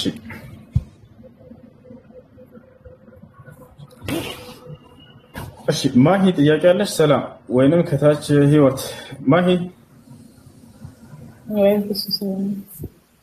እሺ ወአለይኩም ሰላም ጥያቄ እሺ አሁን በኢሳ ለሐናን እየመለስክለት ነበረ። ነገር ግን እሱ አይደለም ሌላ ሰው ተመስሎበታል፣ ሌላ ሰው ተሰቅሏል አልክሽ። ያ ሌላ ሰው ከሆነ እንዴት ተነሳ ምናምን ብለው ልጆች አሉ። እዚህ ጋር ሌላ ጥያቄ ግን እዚህ ጋር እንድትመልስልኝ ስለፈለኩ ነው ማለት ነው። ተነሳ ምናምን የሚለው ነገር ስህተት ነው። አንደኛ ይሄን እነሱም ራሱ መረጋገጥ አይችሉም። በቁርአንና በሐዲስ ተነሳ የሚባል ነገር የለም። ያ ይሞታል። ከነሱ ጋር ራሱ ይሄንን እንደው እናጸድቃለን ካሉ መነሳቱን ማን የጻፈላችሁ ባያቸው ሐዋርያቶች ይልካል አለ መጽሐፍ ቅዱስ ጸሐፊዎች ማቴዎስ፣ ማርቆስ፣ ሉቃስ፣ ዮሐንስ። እሺ ጳውሎስን እንጨምረው ከጊዜ በኋላ መጥቶ እኔ ተልኬ ነው ተመርጫለሁ ያለው ናቸው። ሁላቸውንም ሰብስቧቸውና መነሳቱን የጻፈላቸው ሆነ ሲነሳ እንዳዩ ማስረጃ አስቀምጠላቸው። አንዲትም ቦታ ይሄን ጥያቄ ህዝብ ያለው ወደፊት እንጠይቋቸው። ኢየሱስ ክርስቶስ መነሳቱን የጻፉላቸው ሐዋርያቶች ሲነሳ ያየው አንድ ሐዋርያ አምጡ በላቸው። የለም በፍጹም የለም። አንደኛ ይሄ ነው። ሁለተኛ ልጨምርላችሁ። እሺ ወደ መነሳቱን ማን የነገራቸው ከተባለ መግደላዊት ማርያም ነግራቸው ነው ለሁላቸው። ማን ነው መጀመሪያ ወደ መቃብሩ ሄደ የተባለው? መግደላዊት ማርያም ሄደች። መግደላዊት ማርያም እንዳውም ይጋጫል በዚህ ጉዳይ ላይ መጽሐፍ ቅዱስ። ማቴዎስ ምን ይላል? መግደላዊት ማርያም ሄደች ይላል። ዮሐንስ ምን ይላል? መግደላዊት ማርያም ጋር ሌላ ማርያም አለች ይላል። ማርቆስ ምን ይላል? ሶስተኛ ሌላ ሴት አለች አብራት ይላል። ሉቃስ ምን ይላል? ኧረ ብዙ ናቸው የሄዱት ይላል። የትኛ ናት የሄደችው? አንድ መንፈስ ቅዱስ ከሆነ የገለጠላቸው እንዴት ነው ለአንዱ ለዮሐንስ መጥቶ አንድ ብቻ ነች፣ ለዚህኛው ሁለት፣ ለዚያኛው ሶስት ብሎ የሚነግራቸው? ሁለት ይሄንን ያለ ሶስተኛ ምንድነው? እሺ እንዳው ሄዳ አይታለች እንበል መግደላዊት ማርያም ምንድነው ያየችው? ሲነሳ ነው ወይ ያየችው? የለም በፍጹም አይደለም። መግደላዊት ማርያም እንዳው መታ መነሳቱን ነገረቻቸው ወይ ላ ተነስቷል ያን ባዶ መቃብር አገኘሁ ብላ ነገረቻቸው። ሄዳ ተፈቻለ አይደለ? ባዶ መቃብር አገኘሁ ብላ ነገረቻቸው። ስትል ጊዜ የተከሰተውን ክስተት አራቱም ወንጌላት ይጋጫሉ። አንድ ወንጌል ምን ይላል? ስትል ጊዜ መቃብሩ አልተከፈተም ነበር። የሆነ ሰው መጥቶ ሁለት ሰዎች መጥቶ ከፈቱላት ይላል። በሌላኛው ምን ይላል? ተከፍቶ ነበር ይላል። ከፍተውት ሁለት አካሎች እዚያ ላይ ቁጭ ብለውበት ነበር ይላል። አያቸው አይደለ? ተንከባሉ አግኝተው ነበር ይላል። ሲቀጥል አንደኛው አልተከፈተም ነበር መጥቶ ከፈተላት ይላል። ይጋጫል። በዚያው ላይ የነበሩት ያገኘቻቸው መግደላዊት ማርያም መላእክት ናቸው ይላል አንደኛው ወንጌል። ሌላኛው ሁለት ሰዎች ናቸው ይላል። አያቸው አይደለ? መላእክት ናቸው ሰዎች ናቸው ይላል። ይሄ ብቻ አይደለም። አንደኛው ወንጌል በሌላል መግደላዊት ማርያም ስትመጣ ጊዜ ገና ጨለማ ነበር ይላል። ሌላኛው ምን ይላል? ጨለማ አልነበረም ፀሐይ ወጥቶ ነበር የመጣችው ይላል። በየትኛው ሰዓት ነው የመጣችው? ይሄ ሊጋጭ ይላልክ እያሳየኸን ይሄንን እንትን መጽሐፍ ቅዱስ ላይ አሳይሻለሁ። ይጨርሳል። አሳይሻለሁ ሁሉንም። ሌላኛውና ትልቁ የሚያስደነግጠው ነገር ምንድነው? መግደላዊት ማርያም ሄዳ ባዶ መቃብር አይታ መታ ስትነግራቸው ለሐዋርያቶች አላመኑም ነበር ይላል። ተነስተዋል ምናምን ስትላቸው አላመኗትም። ታዲያስ ቅዠት መስሎ ታያቸው ጭራሽ ይላል። ቆይ ክርስቶስ ነግሯቸው ከሆነ ለሐዋርያቶች ሞቶ መነሳቱ ትልቁ ጉዳይ ነው ለክርስትና፣ የክርስትና መሰረት ነው። ጳውሎስ ምን ይላል? ኢየሱስ ክርስቶስ ሞቶ ከሙታን አልተነሳም የሚል ከሆነማ ክርስትናችን ውድቅ ነው ይላል። ይሄን ትምህርት ክርስቶስ መጀመሪያ አስተምሯቸው ከሆነ ለሰው ልጆች ኃጢአት እንደሚሞትና እንደሚነሳ ምናምን ሐዋርያቶች ይሄን ነገር ሲነገራቸው ጊዜ አሃ የነገረን ያስተማረን ያው እና ትንቢቱ ተፈጸመ የኃጢአታችንም ስርየት በቃ ስራው ተሰራ ተብለው በደስታ ይሄንን ሊቀበሉ ይገባ ነበር አይደለም። መታ ስትነግራቸው ግን ቅዠት መስሎ ታያቸው ይላል። አላመኗትም ይላል። ጭራሽ አላመኑም። ይሄን ቅዠት መስሎ ታያቸው መባሉ ምን ያሳየናል?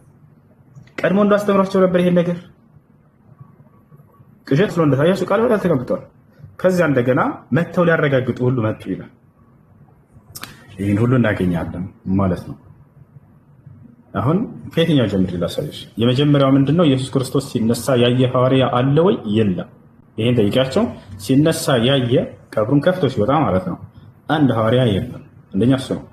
ሁለተኛ መግደላዊት ማርያም በመጣች ጊዜ ያልኩትን ላሳያችሁ። እሺ ስትመጣ ጊዜ ከነበረበት ከመጀመሪያ ምንድን ነበር ያልኩት? አንደኛው ወንጌል አንዲት እንደሆነች ይገልጻል። ሌላኛው ሁለት፣ ሌላኛው ሶስት፣ ሌላኛው ብዙ እንደሆኑ ይገልጻል። ይሄን ላሳይሽ።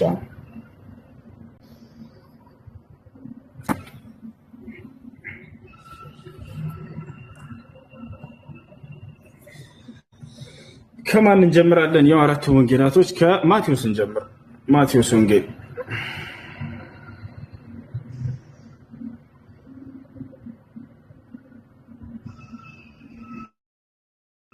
እሺ፣ ማቴዎስ ወንጌል በደንብ ተከታተሉ። ማቴዎስ ያው ከላይ በሰንበትን መጨረሻ መጀመሪያው ቀን ሲነጋ፣ መቼ ሲነጋ መግደላዊት ማርያምና ሁለተኛይቱ ማርያም መቃብሩን ሊያዩ መጡ ይላል። ስንት ማርያም ናቸው? ማሂ ሜት ሻንሹና አሁን እንድትረጅ ተከታተኝ። እሺ ስንት ናቸው? ማርያምና ሁለተኛይቱ ማርያም መቃብሩን ሊያዩ መጡ አይደለ? ማን ነው ይሄን ያለው? ማቴዎስ አይደለ?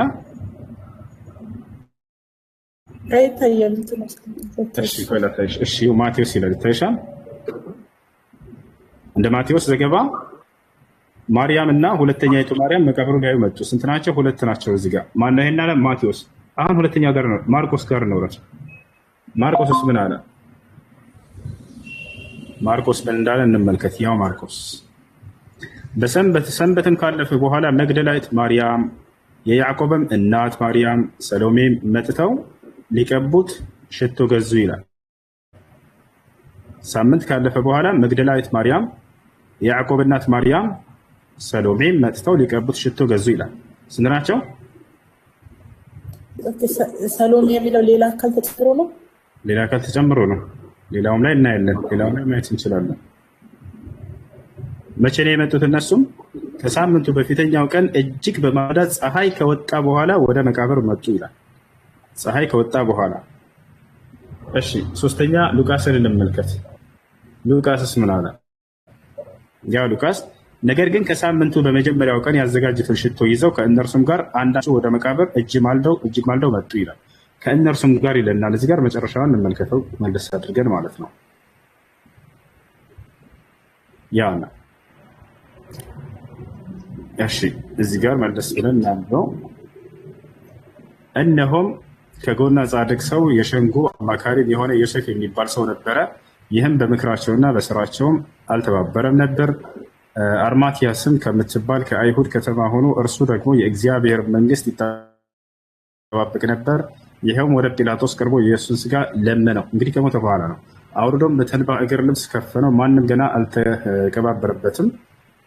ከአለትም በተወቀረ መቃብር አኖረ። የመዘጋጀት ቀንም ነበረ፣ ሰንበትም ሊጀምር ነበረ። ከገሊላም ከእነርሱ ጋር የመጡ ሴቶች ተከትለው መቃብሩን ስጋውንም እንዴት እንዳኖሩት አዩ ይላል። ተመልሰውም ሽቱና ቅባት አዘጋጁ፣ በሰንበትም እንደ ትእዛዙ አረፉ ይላል። ከዚያ በኋላ ቀጥሎ ምን አለ? ነገር ግን ከሳምንቱ በመጀመሪያው ቀን ያዘጋጁትን ሽቶ ይዘው ከእነርሱም ጋር አንዳንዶቹ ወደ መቃብሩ እጅግ ማልደው መጡ። አያቸው አይደል? እንግዲህ ብዙ እንደሆነ ገልጿቸዋል። እንቀጥል ወደታች።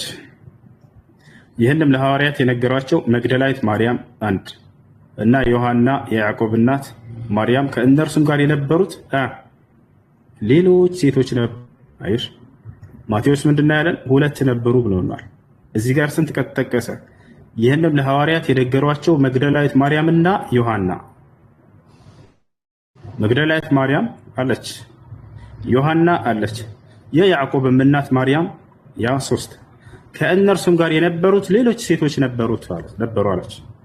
ስንት ናቸው? እዚህ ጋር 3 ቁጠሪና ሌሎች ሴቶች ብሎ ጨምሯቸዋል። አብረዋቸው ነበሩ። ወጋቸዋል አይደል? አሁን የመጨረሻ ማን እንመለከታለን? ዮሐንስ። እንደ ዮሐንስ ዘገባ ስንት ናቸው የመጡት?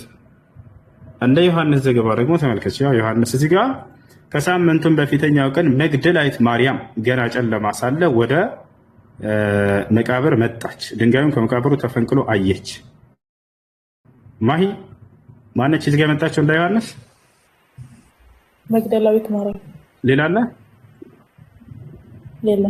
የለም። ስለዚህ ይጋጨላ። እዚህ ጋር መግደላዊት ማርያም ነች አለ። ማቴዎስ 2 ናቸው አለ። እዚህ ጋር ሌላኛው 3 ተጠቀሰ። ሌላኛው ደግሞ 3ቶችን ጠቀሰና ሌሎችም አሉ አለ። አንደኛ ይሄ መጀመሪያው ነው። ሁለተኛ አሁን እዚህ ጋር ቅድም ምን ብሎሻል? ፀሐይ ከወጣ በኋላ ብሎል አይደል? ቅድም መግደላዊት ማርያም መጣችው ማይ። አሁን እዚህ ጋር ምን አለ? ከሳምንቱም በፊተኛው ቀን መግደላዊት ማርያም ገና ጨለማ ሳለ፣ ገና መቼ? ጨለማ ሳለ ማለዳ ወደ መቃብር መጣች ይላል። ቅድም ምን ብሏል? ፀሐይ ከወጣ በኋላ ነው። እዚህ ጋር ጨለማ ሳለ ነው የመጣችው አለ። አሁን በደንብ እንድታስተውሉ የፈለኩት ደግሞ ምንድነው? ቀጣዩ ምንድነው? ድንጋዩን ከመቃብሩ ተፈንቅሎ አየች ይላል አይደል? እዚህ ጋር እንደ ዮሐንስ ያው በደንብ ዮሐንስ ስትመጣ ጊዜ ድንጋዩ ተፈንቅሏል። በቃ መጣች ካለ በኋላ ድንጋዩን ከመቃብር ተፈንቅሎ አየች ይላል። ሌሎች ወንጌላቶች ደግሞ እንመልከታቸው። ማቴዎስ ምን አለ? ማቴዎስ ምን አለ? ያውና በሰንበትም መጨረሻ መጀመሪያው ቀን ሲነጋ መግደላዊት ማርያም እና ሁለተኛይቱ ማርያም መቃብሩን ሊያዩ ወጡ። እነሆም የጌታ መልአክ ከሰማይ ስለወረደ ታላቅ የምድር መናወጥ ሆነ። ቀርቦም ድንጋዩን አንከባሎ በላዩ ተቀመጠ ይላል። አየሽ፣ ቅድም ምን ብሏል? ተፈንቅሎ ነው ያየችው። አሁን ደግሞ እሷ መጣች። ከዚያስ ልክ ሲመጡ ራሱ ሲከፈትና ተቀመጠበት አለች። ምንድነው የመጣው እዚህ ጋር? ሌላኛው ነገር ማሂ የጌታ መልአክ ይላል አይደለ? ከሰማይ ስለወረደ ማን ነው የመጣው? መልአክ አይደለ? የጌታ መልአክ። አዎ መልአክ። ሌላ ቦታ ደግሞ ሰዎች እንደሆነ ያሳይሽ ነው። አሁን እዚህ ጋር ሲመጣ ጊዜ ተፈንቅሎ ነው ያገኘው። ሶስተኛውን እስኪ እንመልከተው ምን እንደሚል። ማን ነው እዚህ ጋር ፈንቅሎ ተቀመጠበት ነው ያለችው። የመጀመሪያው ላይ ተፈንቅሎ ነው ያገኘው አለች። እዚህ ጋር ደግሞ ሉቃስ እንመልከተው። ነገር ግን ከሳምንቱ መጀመሪያው ቀን ያዘጋጁትን ሽቶ ይዘው ከእነርሱም ጋር አንዳንዶቹ ወደ መቃብሩ እጅግ ማልደው መጡ። ድንጋዩንም ከመቃብሩ ተንከባሉ አገኙት ይላል። ይህ እንደ ማቴዎስ ድንጋዩ ተንከባሉ አገኙት ነው።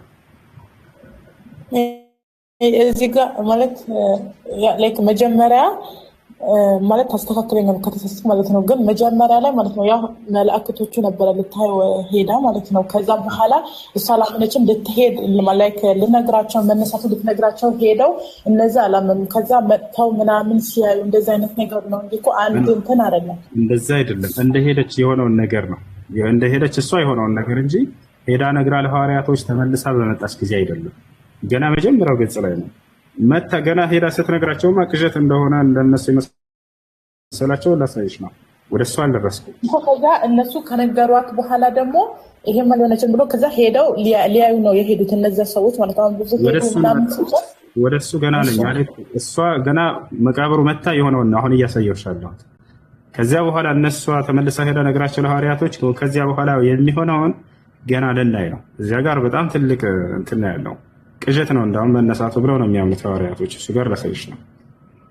እሺ አሁን እዚህ ጋር የመጀመሪያው ምን ብሎናል? መልአክ እንደሆኑ ነግሮናል። እሺ ከማቴዎስ እንጀምር። ምንድናቸው የነበሩት የሚለው ማቴዎስ ይታይሻል አይደለ ማሂ? እነሆም የጌታ መልአክ ከሰማይ ስለወረደ ታላቅ የምድር መናወጥ ሆነ። ቀርቦም ድንጋዩን አንከባሎ በላዩ ተቀመጠ ይላል። ምንድነው? የጌታ መልአክ አይደለ? አዎ የከፈተው ማነው? የጌታ መልአክ። ምንድነው ይሄ? ማነው ይሄን ያለን? ማቴዎስ። ያው ማቴዎስ ወንጌል።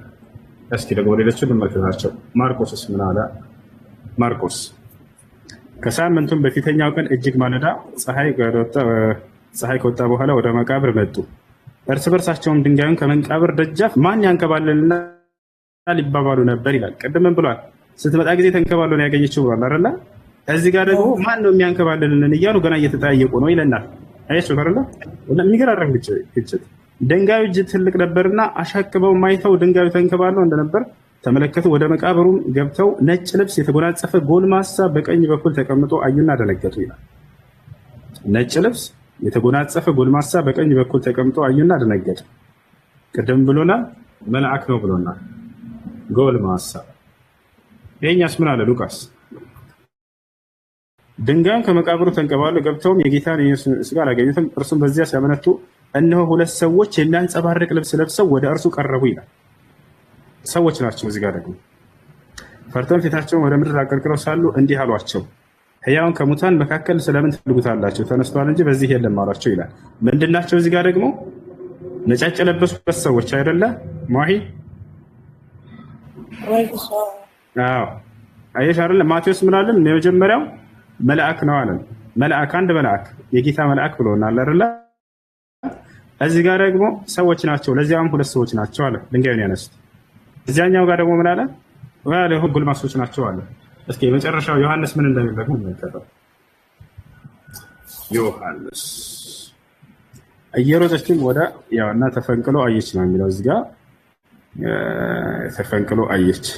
እየሮጠችም ወደ ስምዖንና ወደ ጴጥሮስ ይወርድ ወደ ነበረው ወደ ሌላ ደቀ መዝሙር ያን ከመቃብር ወስዶታል ወዴት እንዳለ። ስለዚህ ጴጥሮስና ያውና እዚህ ጋር በቃ እና ያ ነው። ለማንኛውም መልአክ ነው ይላል አንደኛው፣ ሌላኛው ሁለት ሰዎች ናቸው ይላል፣ ሌላኛው ሁለት ጎልማሶች ናቸው ይላል። ያን ይመስላል። አሁን ሌላኛው ምንድነው? ቅዠት መስሎ ታያቸው የሚለው ላሳየሽ ነው።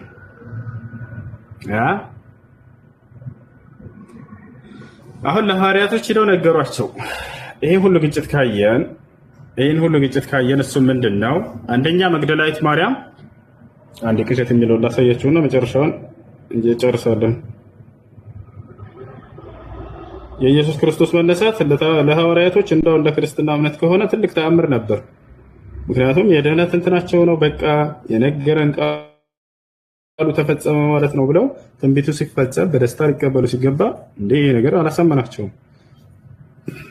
ተመልከች እዚህ ጋር ይህንን ለሐዋርያት የነገሯቸው መግደላዊት ማርያም እና ዮሐና የያዕቆብ እናት ማርያም ከእነርሱ ጋር የነበሩት ሌሎችም ሴቶች ነበሩ አለ። ለሐዋርያት የነገሯቸው ይህም ቃል ቅዠት መስሎ ታያቸውና አላመኗቸውም ይላል። አያችሁ፣ ክርስቶስ ተነሳ ብሎ ሲነግሯቸው ጊዜ ለሐዋርያቶች ቅዠት መስሎ ታይቷቸው ነበር። ሌላስ አላመኗቸውም ይላል። ላለማመናቸው ማረጋገጫ ጭራሽ ጴጥሮስ እጅ ካላረጋገጥኩኝ አለ። ያው ጴጥሮስ ግን ተነስቶ ወደ መቃብር ሮጠ ይላል። ለምን ምረት አስፈልጋቸው? አሁን እንደሚነሳ ነግሮን ነበር። የነገራቸውን እውነት ትንቢቱ ተፈጸመ ማለት ነበር። ቅዠት መስሎ ፍጹም አይታያቸውም። በትክክል አብሯቸው ከሆነ ገብታችኋል አይደል? ይህም ቃል ቅዠት መስሎ ታያቸው አላመኗቸውም ነበር ይላል። ለአጠቃላይ ይህን ይመስላል። ስለዚህ እንዲህ በመነሳቱ ጉዳይ ይሄን ያክል ውዝግብ ከተገኘ ይሄ ነገር እንዳልሆነ ትልቅ ማስረጃ ይሆናቸዋል ማለት ነው። ሆኖ በነበር በትክክል ሁላቸውም የወንጌል ዘጋቢዎች በዚህ ጉዳይ ላይ የክርስትና መሰረት በሆነው ጉዳይ ላይ ሞቶ በመነሳቱ ጉዳይ ላይ ተስማሚ የሆኑ አንድ አይነት ቃላቶችን ገልጾላቸው ነበር። አንደኛው ሲነግራቸው ምን ይላል?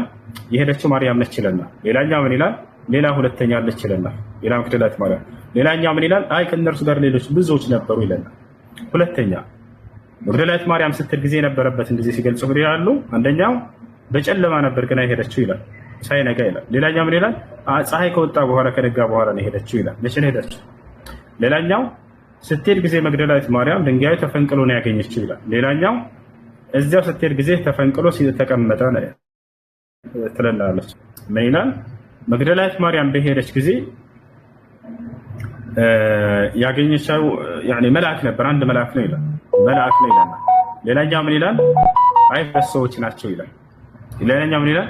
አይ ሁለት ጎልማሶች ናቸው ይላል። ሌላኛውና ትልቁ ምንድነው? ሲመለሱ ጊዜ ቅዠት መስሎ ታያቸው ይላል። ለዚህ ሁሉ እስኪ ሐዋርያቶች እንደው ኢየሱስ ክርስቶስ ሲነሳ አይታችሁታል ወይ? ኢየሱስ ክርስቶስ መቃብሩን ከፍቶ ሲነሳ ያየ አንድም ሐዋርያ የለም። ስለዚህ በስማ በለው ነው የጻፉት። ከማን የሰሙት? ከመግደላዊት ማርያም። መግደላዊት ማርያምስ አይታ ነው ወይ? በፍጹም አላየችም ሲነሳ። ይሄ ነው። እሺ ችግር የለውም። እና ምንድነው ስለ እኔ ጥያቄ አንደኛ ማለት እሺ አሁን በቁርአኑ ልመጣልህ ነው። በቁርአን ደግሞ ያው አልተሰቀለም አልተገደለም አላህ ወደ ራሱ አነሳው ይላል። ግን እንትና ደጃለን ሲመጣ ይመጣል ስለዚህ የደጃል ማለት ደጃል ደግሞ የመሲሁ ተቃራኒ እኔ ጌታ ነኝ ብሎ ነው የሚመጣው። እኔ አምላካችሁ ነኝ አምልኩኝ ብሎ ነው የሚመጣው። ግን የመሲሁ ተቃራኒ ሆኖ ነው የሚመጣው። መሲሁ ደግሞ በዛ ሰዓት እሱ ትክክለኛ አይደለም እኔ ነኝ ትክክለኛ ብሎ ይመጣል። ከዛ እዚህ እሱ ሲገና ይቀልጣል ይሞታል ምናምን ብሎ ከዛ መሲህ ደግሞ ላይክ እንደ ሰው በቃ ሰግዶ ምን አላህን ታዞት በቃ ይሞታል ይባላል በቁርአን አስተምሮት ማለት ነው። ስለዚህ ትክክለኛው ላይክ ውሸታሙ መሲህ ደጃል ከሆነ ደግሞ ትክክለኛው ደግሞ ኢሳ ነው። ስለዚህ ኢሳ ደግሞ ትክክለኛ ጌታ ነው እያለ አይደለም ወይ እዚህ ማለት ነው። እስኪ በደንብ እንትን ነው ግልጽ አይደለም። ላ መሲሁ ደጃል እኔ አምላክ ነኝ ብሎ ይነሳል። ጌታ ነኝ ሳይሆን አምላክ ነኝ ብሎ ይነሳል። ጌታ ነኝ የሚለውን ለምን መረጥሽ? ኢየሱስ ጌታ ነው ከዛ በኋላ እሱም ጌታ ነው የሚለውን ለማነጻጸር ይሄ ያስኬዳል። መሲሁ ዒሳ ዓለይሂ ሰላም በፍጹም እኔ አምላካቸውና ጌታቸው ነኝ ብሎ ለሰዎች አላስተማረም። እንደ መጽሐፍ ቅዱስ እንኳን ብንሄድ ጌታና መምህርቱኝ የምትሉኝ አላችሁ አለ እንጂ እኔ ግን ጌታ ነኝ አላላቸውም። እንደው ቢልም ራሱ የስልጣን ጌትነት የሹመት ጌትነት እንጂ ሌላ አይደለም። የሐዋርያት ሥራ ምዕራፍ 2 ቁጥር 36 ላይ ይህን ኢየሱስን እግዚአብሔር ጌታም ክርስቶስም አደረገው ይላል። በመደረግ ያገኘው ነው። መለኮታዊ ባህሪ በመደረግ አይገኝም። መለኮታዊ ባህሪ የሚሰጥ ነገር አይደለም፣ ባህሪ ነው፣ የአምላክ ባህሪ ነው። አብን ብትወስዱ ለምሳሌ እንደ መጽሐፍ ቅዱስ ጌታ ተደረገ ይላል አይልም። እርሱ ጌታ ተደረገ መባሉ ግን አንድ አካል ፍጡር መሆኑ እንዳውም የሚያሳይ ትልቅ ማስረጃ ነው። ኢየሱስ ክርስቶስ ጌታ ነው የሚለው ቃል ክርስቲያኖች አልተረዱትም እንጂ ፍጡር ነው ማለት ነው። ባጭሩ አገላለጽ ጌታቸው አይደል? ጌታ በመደረግ የተገኘ ከሆነ የፍጡር መገለጫ ነው። አምላክ ጌታ ይደረግም በፍጹም ጌታቸው አይደል? ያ ነው። ሌላኛው ለማን ነው? ደጃል በሚነሳ ጊዜ እኔ አምላክ ነኝ ብሎ ይነሳል። እኔ አምላክ ነኝ ብሎ ይነሳል። የዛኔ ነቢዩላህ ዒሳ ዓለይሂ ሰላምን አላህ ይልካቸዋል። ነቢዩላህ ዒሳ ዓለይሂ ሰላም ይገድሉታል ማለት ነው። አሁን እዚህ ቦታ ላይ ትልቅ ልታውቁ የሚገባው ነገር ለምንድን ነው መሲሁ እንዲገድል የተመረጠው? እሱን ነው ማወቅ የፈለግነው። መሲሁ እንዲገድል የተመረጠው ለምንድን ነው? የእሱ ተቃዋሚ ጌታ በሚለው ምናምን ሳይሆን አይሁዲዎች ጋር በተያያዘ ነገር ነው። አይሁዲዎች መሲሁ ይመጣልናል ብለው እየጠበቁ ነበር። ገብቷችኋል አይደል? እስካሁንም ድረስ እየጠበቁ ነው። እውነተኛው መሲህ የድንግል ማርያም ልጅ ዒሳ ዓለይሂ ሰላም በመጣ ጊዜ አንቀበልም ብለው እሱን መልሰዋል። ይሄን ሁላችንም የምናውቀው ነገር። አይሁዲዎች መሲሁ ይመጣልናል ብለው እየጠበቁ ነበር። ነገር ግን እርሱ ሳይሆንላቸው ያኔ በቃ እነሱ እንደጠበቁት አልሆነላቸውም። እነሱ የፈለጉት ምን አይነት መሲህ ነበር? በምድር ላይ ስልጣንን የሚያጎናጽፋቸው መሲህ ነበር የጠበቁት። ነገር ግን እንደዛ አልሆነላቸውም። ነቢዩላህ ዒሳ ዓለይሂ ሰላም ሲያዩ ጊዜ ያኔ ሲያዩቸው ጊዜ ስለ ቀጣዩ ዓለም እንጂ የሚያስተምረው ስለ ምድራዊ ህይወት አይደለም። ስለ ቀጣዩ ዓለም እንጂ የሚያስተምራቸው ስለ ምድራዊ ስልጣን አይደለም። እነሱ የጠበቁት ግን ምንድን ነበር ከተባለ እነሱ የሚጠብቁት የቀጣዩን ዓለም ሳይሆን በምድር ላይ እንዲያጎናጽፋቸው ነበር። ይሄ መጽሐፉ ላይ ሁሉ አለ። የሚገርማችሁ የሐዋርያት ሥራ ላይ እስከ መጨረሻው ድረስ ሐዋርያቶች ራሱ እንደዛ ሁሉ ብለው ጠብቀው ነበር እና በእስራኤል ላይ መንግስትን አትመልስም ማለት ነው እያሉ መጨረሻ ላይ ጠይቀውታል። እንዳጠቃላይ ነቢዩላህ ዒሳ ዓለይሂ ሰላም ስለ ቀጣዩ ዓለም ሊነግራቸው እንጂ ስለ ምድራዊ ህይወት አይደለም። ባጭሩ አይሁዲዎች መሲሁን ይጠብቁ ነበር። ነቢዩላህ ዒሳ ዓለይሂ ሰላምን ይሄ እውነተኛው መሲህ አይደለም ብለው ተቃውመው ለመግደል ለመስቀል አሴሩበት። አላህ ሱብሓነሁ ወተዓላ አነሳው ወሰደው። እስካሁን ድረስ መሲሁን እየጠበቁ ነው ወይ አይሁዶች? አዎ እየጠበቁ ነው። እስከ መቼ ድረስ ይጠብቃሉ አሉ ነቢያችን ሰለላሁ ዐለይሂ ወሰለም ትንቢቱን ነግረውናል። እስከ መቼ ድረስ ነው ሐሰተኛ መሲሁን የሚጠብቁት? ሐሰተኛው መሲህ እስኪመጣም ድረስ ይጠብቃሉ አሉ ነብዩ ሰለላሁ ዐለይሂ ወሰለም። ቃል በቃል ሐዲስ ላይ ምን አሉ? ከዚያም በኋላ አላህ ሱብሓነሁ ወተዓላ ማንን ያስነሳል? ማን ነው? ምን አሉ ነቢያችን ሰለላሁ ዐለይሂ ወሰለም?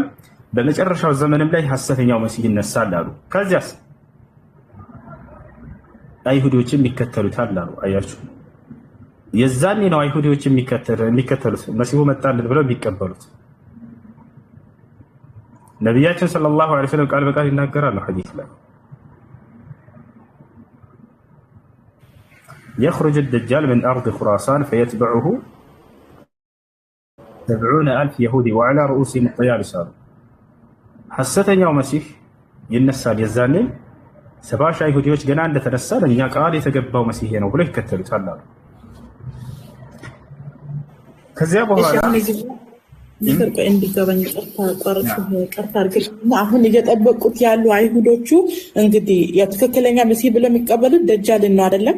ስለዚህ እየጠበቁት ያሉት አሁን ነብይ ማለት እሺ ትክክለኛ ነብይ ደጃል ነው ብለው ነው የሚጠብቁት ወይስ ትክክለኛ ጌታችን ደጃል ነው ብለው ነው የሚጠብቁት? አሁን እዚህ ጋር እንድታስረዳኝ ፈልገው ማለት ነው። ማለት ጌታ ስለዚህ አምላክ በሚለው ወሰደው ለቃላት እነሱ ትርጓሜ ያላቸው መጽሐፋቸው ላይ አምላክ ማለት ነው ማለት ነው። አምላክ ማለት እንደ መጽሐፋቸው ምንድነው? አምላክ ይመጣል ብለው አይደለም የሚጠብቁት። እነሱ የሚጠብቁት ምንድነው? መሲህ ይመጣል ብለው ነው። ያ ማለት ግን የተቀባ ማለት ነው። ለነርሱ ከአምላክ ዘንድ የተመረጠና የተቀባ የንግስናንና ሹመትን ልክ የሚያቆናጥጣቸው እንደዛ ነው እነሱ የጠበቁት። የበላይነትን ሊያጎናጽፋቸው የሚችልን አካል ነው። ኦሪት ዘጸአት ምዕራፍ 7 ከቁጥር 1 ጀምሮ ላይ ሆነ ይላል ሙሴን አምላክ አድርጌሃለሁ ይለዋል አይደል? በዚያ ሂሳብ ነው እነሱ የሚጠብቁት። ልክ ሲመጣ ጊዜ ያንን አምላካችን ብለው ይቀበሉታል፣ ያኔ ይከተሉታል። በዚህ ጊዜ አላህ Subhanahu Wa Ta'ala ነብዩላህ ዒሳን ያወርዳል። ዒሳ መሲሁን የሚገድልበት ምክንያት ከእነርሱ ጋር የተያያዘ ነውና እውነተኛውን መሲህ መልሰዋል አይሁዶች አንቀበልም ብለው። ለምን? ምድራዊ ስልጣንን ስላላጎናጸፋቸው። እነሱ ስልጣንን ለምደው ነበር። በዳዊት ለምደዋል፣ በሰለሞን ለምደዋል፣ በሳሙኤል ለምደዋል። በእነዚህ ነብይነትንና ስልጣንን በተሰጡ ታላላቅ አካሎች ለምደው ነበር። መሲሁን ሲያዩት ጊዜ መሲሁ ስለ ምድራዊ ህይወት አይሰብካቸውም። በሰማያት ስለሚገኘው ስለ ዘላለማዊ ህይወት ስለ ቀጣዩ ዓለም ብቻ ነው የሚሰብካቸው። ይፈርሻል አይደል? ስለዚህ ለዚህ ይሄ አንተ ንጉሳችን እያሉ ይሳለቁበታል። ከዚያ መጨረሻው እንደገና ነብዩላህ ዒሳ አለይሂ ሰላም አንስቶ መጨረሻው ዘመን ላይ የሚያወርዳቸው ለዚህ ነው። የዛን አይሁዶች በቃ ቃል የተገባው መሲህ ለኛ መጥቷል ብለው ደጃልን እየተከተሉ ባሉበት ጊዜ እንደፈለጉትም ቢመስላቸዋል። የሚገርማችሁ ስልጣንን ያጎናጸፋቸው ይመስላቸዋል። ከላይ ሲታይ እኔ የዓለም ገዥና መሪ ነኝ ብሎ ይነግራቸዋል። ይከተሉታል። ነብዩ ሰለላሁ ዐለይሂ ወሰለም የጦር ልብሳቸውን ለብሰው ሁሉ ይከተሉታል ብለው ቃል በቃል ተናግረውታል። በየሄደበት ቦታ አብረው ይሄዳሉ፣ ይከተሉታል። መጨረሻ ላይ መሲሁ ዒሳ አለይሂ ሰላም እስኪወርድም ድረስ የበላይነትን ይጎናጸፋል በምድር ላይ አለ። መጨረሻ ላይ ነብዩላህ ዒሳ ወራረዱን ሁሉ ተናገሩ። ከዚያም መሲሁ በመላእክቶች ታጅቦ ይወርዳል አሉ። ከቀኝና ከግራ ሁለት መላእክት ታጅበው ዒሳ አለይሂ ሰላም ይወርዳል ወደ ምድር።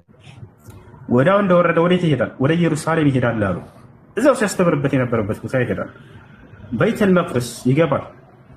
ከገባ በኋላ ሶላት ይሰግዳል አሉ ከእናንተ ጋር። ነብዩ ሰለላሁ ዐለይሂ ወሰለም የዛኔ እናንተ አሰግዱ ይላችኋል። እናንተ አሰግድ በምትሉት ጊዜ ኢነሃ ኡቂመት ለኩም ይላችኋል። እናንተ ነው እና ኢቃም የተደረገው እናንተ አሰግዱ ይላል። ተከትሎ ይሰግዳል አሉ። ከዚያ ይወጣና ደጃልን ፍለጋ ይሄዳል። መሲሁ ደጃልን ፍለጋ ይሄዳል። ይገናኛሉ ፊት ለፊት فيقتله بضربة واحدة በአንድ ምትም ይገድለዋል አሉ ነብዩ ሰለላሁ ዐለይሂ ወሰለም። አሁን መሲሁን ሐሰተኛውን መሲህ እንዲገድል የተደረገው መሲሁ ዒሳ አለይሂ ሰላም የበላይነትን ፈልገው አይሁዶች ያን እውነተኛውን መልሰው ነበር መሲሁን የበላይነትን ፈልገው ይሄኛውን ሐሰተኛውን መሲህ አገኘን ብለው በጨፈሩ ጊዜ አላህ Subhanahu Wa Ta'ala ያንን የመለሱትን እውነተኛውን መሲህ ያወርድና ሐሰተኛውን የበላይነት አገኘንበት ያሉትን መሲሃቸውን ያጠፋላቸዋል። የበላይነትንም ለመሲህ ያጎናጽፈዋል። ያንን የበላይነት ፈልገውበት የነበሩበትን መሲህ ሲያጠፋላቸው አይናቸው ያ ከእርሱ ጋር ስለሚያያዝ ነው መሲሁ ዒሳ አለይሂ ሰላም ይግደል የተባለው የተወሰነው። ነቢያችን ሰለላሁ ዐለይሂ ወሰለም መግደል ይችሉ ነበር። አዎ ቃል በቃል ተናገሩ። ምን ያሉ? ለው ኸረጀ ወአነ በይነ አዝሁሪኩም ለከፈይቱኩም ዐንሁ ይላሉ። ቃል በቃል ሶሒህ በሆነ ሐዲስ ላይ እኔ በህይወት እያለሁ በመካከላችሁ ቢነሳ ኑሮ እኔ በቃችሁ ነበር አሉ። ያው አቅማቸው ነበራቸው። በአንድ ይዘሩልን ነበር።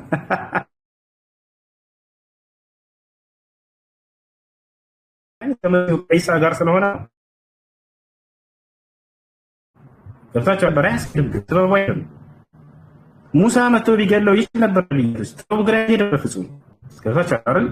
አምላክ ዝም ብሎ በከረ ነገር የሚያደርግ ምን የወሰደው ለአንደኛው ዓላማ ሐሰተኛው መሲህ አገራ መሲህ መጥቶልናል ብለው ሲፎክሩ ጊዜ የዛን ያኔ ያስተባበለው እውነተኛው መሲህ ወርድና ሂድና እውነታ መሲሁን አይቀርብ እየጨፈሩ ተፈጽሞባቸው ዒሳ አለይሂ ሰላም ሐሰተኛው መሲህ ፈጽሞ ከዚያ በኋላ ያደርጋል ዒሳ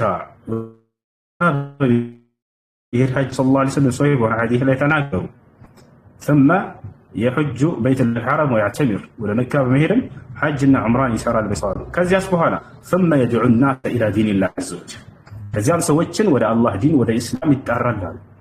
ወላ የብቃ ፊ ዘማኒሂ ኢላ ልእስላም ቃል በቃል ነቢ ስ ላ ስለም ምናሉ በእርሱም ዘመን ከእስልምና ውጭ ሌላ አንድም ሃይማኖት ምድር ላይ አይኖርም አሉ። ወላ የቅበሉ ኢላ ልእስላም ከእስልምና ውጭ ሌላ አንድም ሃይማኖት አያስተናግድም አሉ።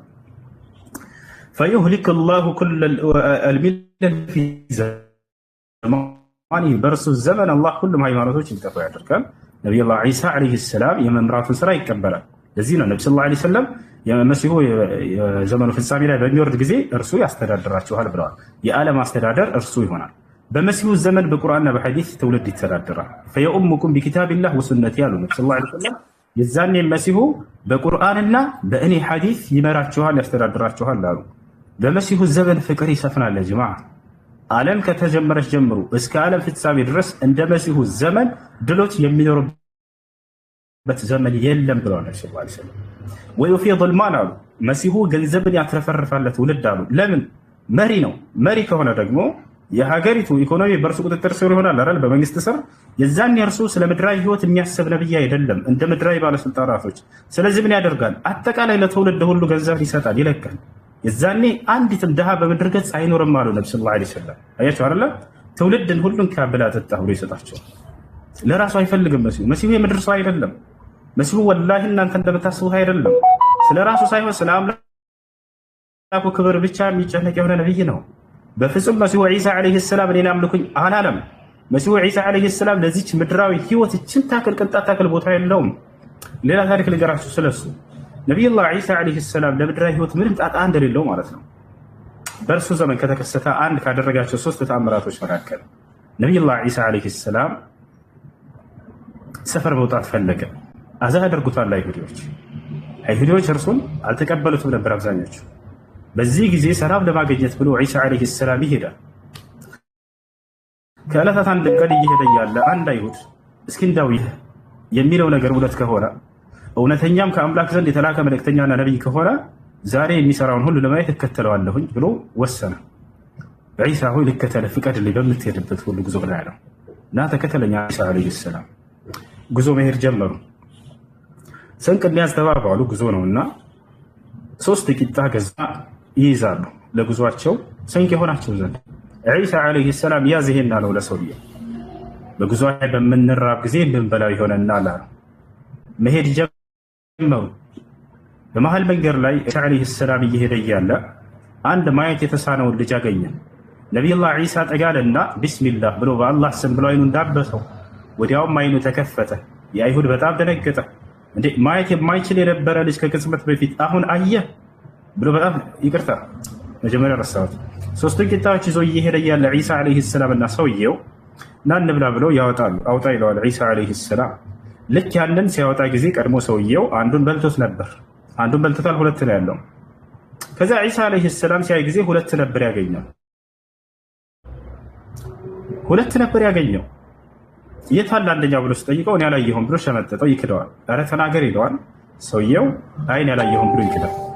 ከዚያ በኋላ ዒሳ ዓለይሂ ሰላም ያን ያለውን ተመገቡና ሄዱ።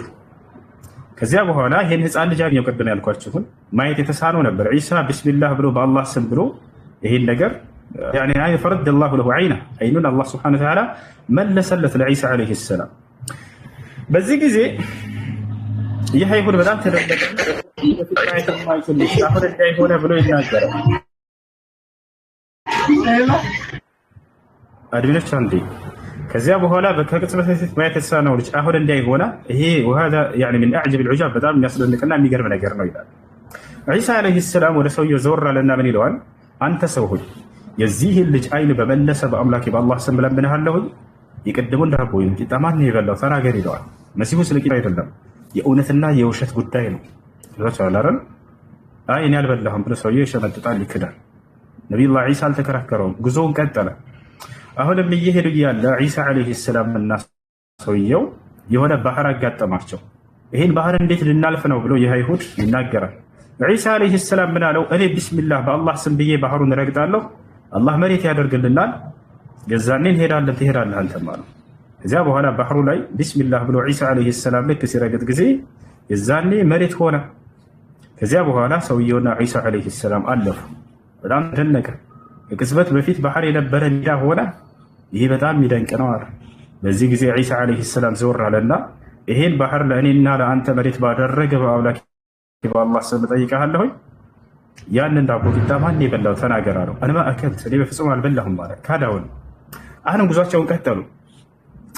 እየሄዱ እያለ ነቢዩላህ ዒሳ ዓለይሂ ሰላም 3 ድንጋዮችን አነሳና ወደ አላህ ሱብሓነሁ ወተዓላ ዱዓ አደረገ ወደ ወርቅ እንዲቀይርለት። ወዲያውም ወደ ወርቅ ተቀየረ።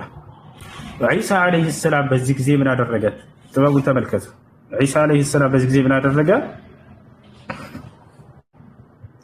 አንዱን ወርቅ ሰጠውና ለሰውየው ለዚህ ለአይሁድ አንዱን ያዘ ዒሳ። በዚህ ጊዜ ምን አደረገ? ይህ አይሁድ አንደኛው ስለማን ነው ብሎ ጠየቀው ዒሳ ዓለይሂ ሰላም።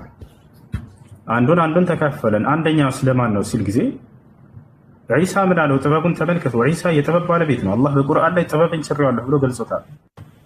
አንደኛውን ደግሞ ቂጣውን ለበላው ሰው ነው አለው ዒሳ። በዚህ ጊዜ ይህ አይሁድ አላስቻለው። እኔ ነኝ የበላሁት እንግዲህ አሁን ሰዓት ነቢዩላህ ዒሳ ዓለይሂ ሰላም እንካ ብሎ ሰጠው። የኔንም ወርቅ እንካ ውሰድ ብሎ 3ቱንም ሰጠው። ጉዟቸውን ሊቀጥሉን አልቀጠሉም። እኔ በቃ ይሄን ካገኘሁኝ ልመለስ ነው አለ አይሁድ። ዒሳ ዓለይሂ ሰላም በዚህ ያገኘው ሰው ውሸት አያችሁ።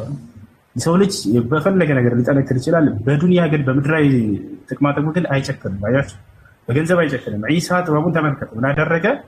አንዱን ሰጠው፣ አንዱን ወሰደና አንደኛውን ደግሞ ቂጣውን ለበላ ሰው ነው። ያ ሰው ሲመጣ እንሰጠዋለን አለ። እኔ ነኝ የበላሁት እውነቱን ልንገርህ አለ። እንካ ብሎ ሰጠው። የራሱንም ሰጠው ዒሳ ዓለይሂ ሰላም። በዚህ ጊዜ ከሰጠው በኋላ ዒሳ ጉዞውን ቀጠለ። ሰውየው በቃኝ ብሎ ሄደ። ባገኘ ጊዜ ጓደኝነትንም ከዳዛው። ከዚያ እዛው ቁጭ ብሎ ተቀመጠ። በዚህ ሁኔታ ሳለ ወርቁን አታቀፉ።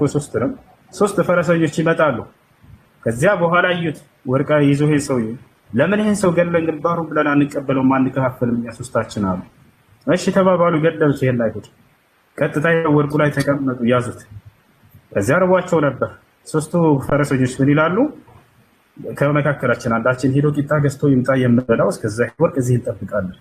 እሺ አለና አንደኛው ገንዘብ ይዞ ሄደ ሊገዛ። ይሄ ሰው እየሄደ ያለ ሰይጣኑ ሰው ወሰው ጭንቅላት ላይ ምን አለ? ለምን ይሄ እነዚህን ጓደኞቼን ቂጣውን ገዝቼ ስመጣ መርዝ አድርጌበት ምግቡ ላይ ሰጥቻቸው ወርቁን ብቻ ለምን አልወስድም 3ቱንም አለ። እዚያ 2ቱ ሆነው ደግሞ ምን ብለው ያሴራሉ? ለምን እኔ እናንተ ብቻ እንከፋፈልም? ይሄ ጓደኛችን ቂጣ ገዝቶ ሲመጣ ግንባሩን ብለን እናንተ እንውሰደው።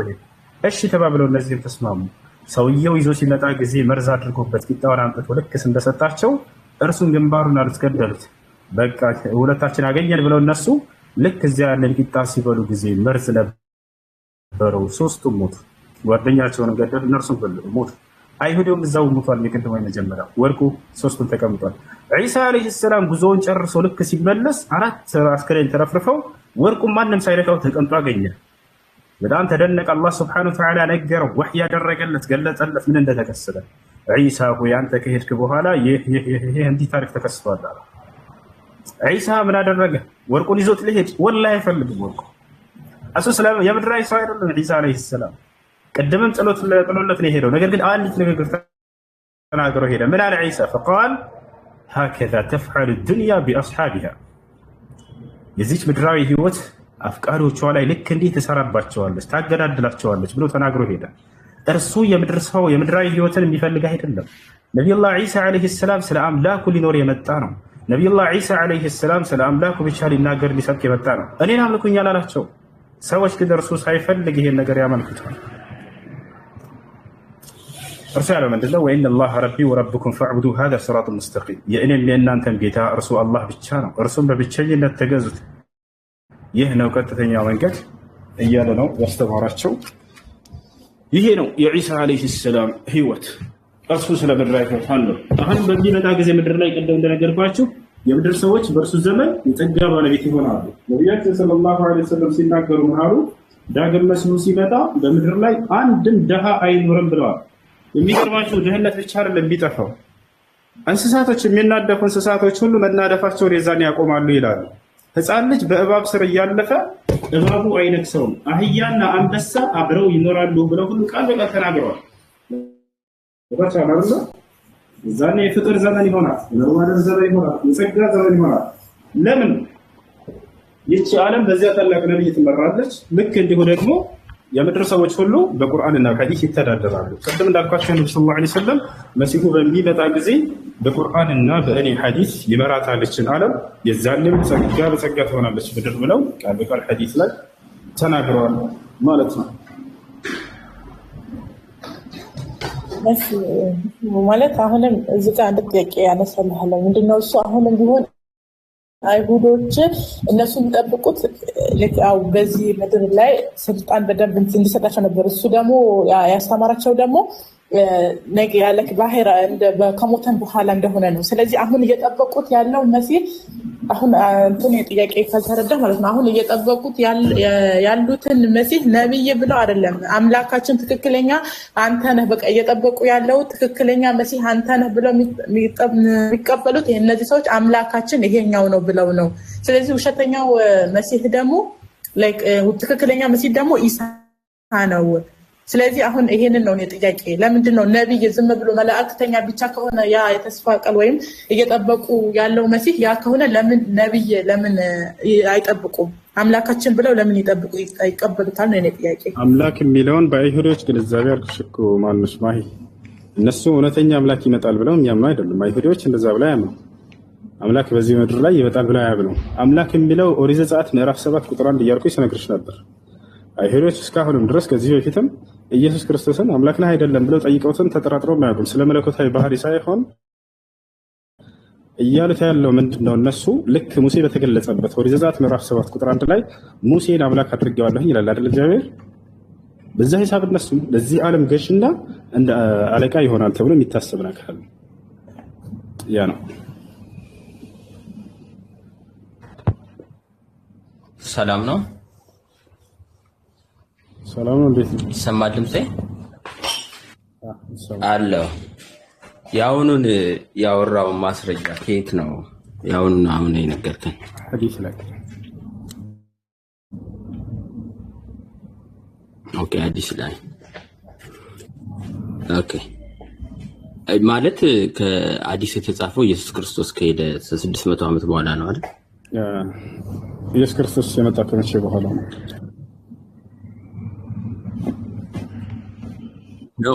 ነው እንትኑ እንጂ ቁርአንም ሐዲስም የተጻፈው ከ600 ዓመት በኋላ ነው ማለት ነው። ሎጂክ ነው አይደል? በአንተ ሄድክበት እንሂድ። መጽሐፍ የተጻፈው መቼ ነው? ኢየሱስ ክርስቶስ የመጣው መቼ ነው? ኢየሱስ ክርስቶስ ያስተማረው መቼ ነው? እስኪራ እንደዚህ ጥያቄ ተጠየቅ መጽሐፍ ቅዱስ ላይ ስለ ክርስትና መጽሐፍ ቅዱስ ማስረጃ ነው። አዎ ማስረጃ ነው። ያ እሱን ችግር የለውም። እሺ ስለ እስልምና እሱን አመጣለሁ። የእስልምና የመረጃ ምንጮች ታመጣለህ? ያ 2025 አሁን ባለንበት ይሄ አመት ኢየሱስ ክርስቶስ ታመጣለህ እያልኩ ነው። መጽሐፍ ቅዱስ ላይ ጥያቄ በተጠየቅ ማስረጃ ታመጣለህ? እኔ ከመጽሐፍ ቅዱስ ውጭ አልጠይቅህም። እኛ ጋር ሙስሊሞች ጋር ስትመጡ ጊዜ የመረጃ ምንጮች ቁርአንና ሐዲስ ናቸው። ልክ ነግራችሁ ጊዜ በዚያ ላይ አይ ቁርአንና ሐዲስ ይፈልጋል ትላላችሁ አይደል? ለምን አሁን ወደዛ ልትሄድ ነው? ሐዲስ መቼ ነው የተጻፈው ብለህ ጀምር። ከዛ በኋላ እንደዚህ ልክ አሁንም እንደዚህ ሆ እኛ ጥያቄ ጠይቀህና ስለ ክርስትና ከቡድሂዝሞች መጽሐፍ ስጠኝ ብለህ ትሰለኛለህ ወይም ከሂንዱይዝም ነው። ከሂንዱይዝም ሳይሆን አሁን ለምሳሌ የኢየሱስ ክርስቶስን አለመሞት አንተ እያወራ ነበረ መጽሐፍ ቅዱስ ላይ ደግሞ እንደሞተ በመጻፍ ከክርስትናዎች ጥያቄን መጀመሪያ መልስ። ስለ ክርስትና ጠይቀህና ከመጽሐፍ ቅዱስ ውጭ መልስ ልጠይቅህ ነው። ትስማማለህ? ችግር የለውም። እሺ በጣም ጥሩ።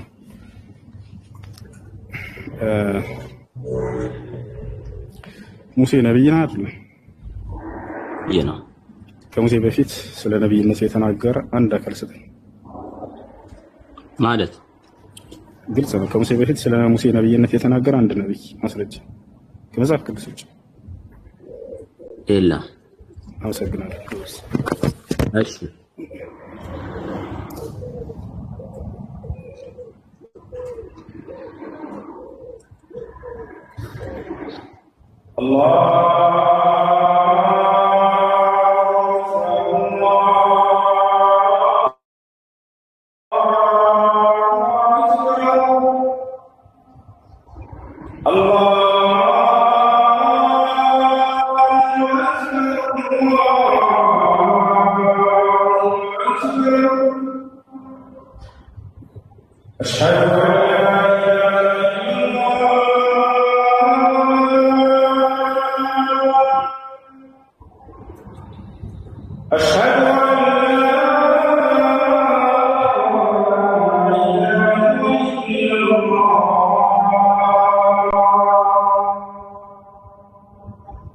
أشهد أن محمدا رسول الله.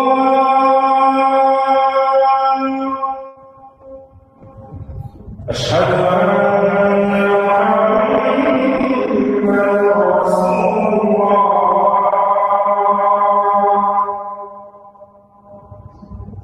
حي على الصلاة.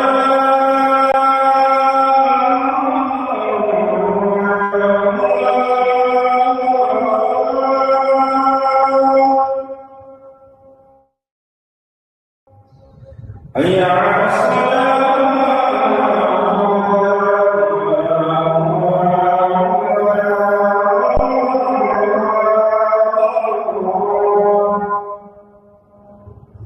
حي على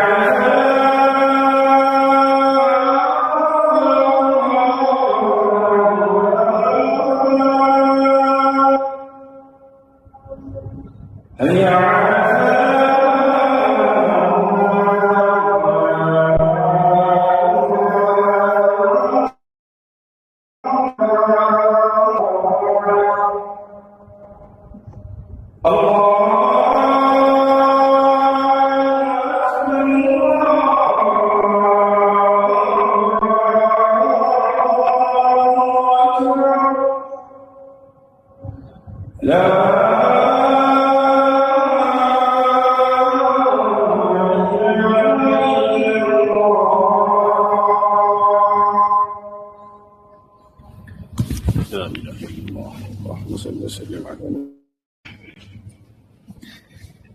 اللهم رب هذه الدعوة التامة والصلاة القائمة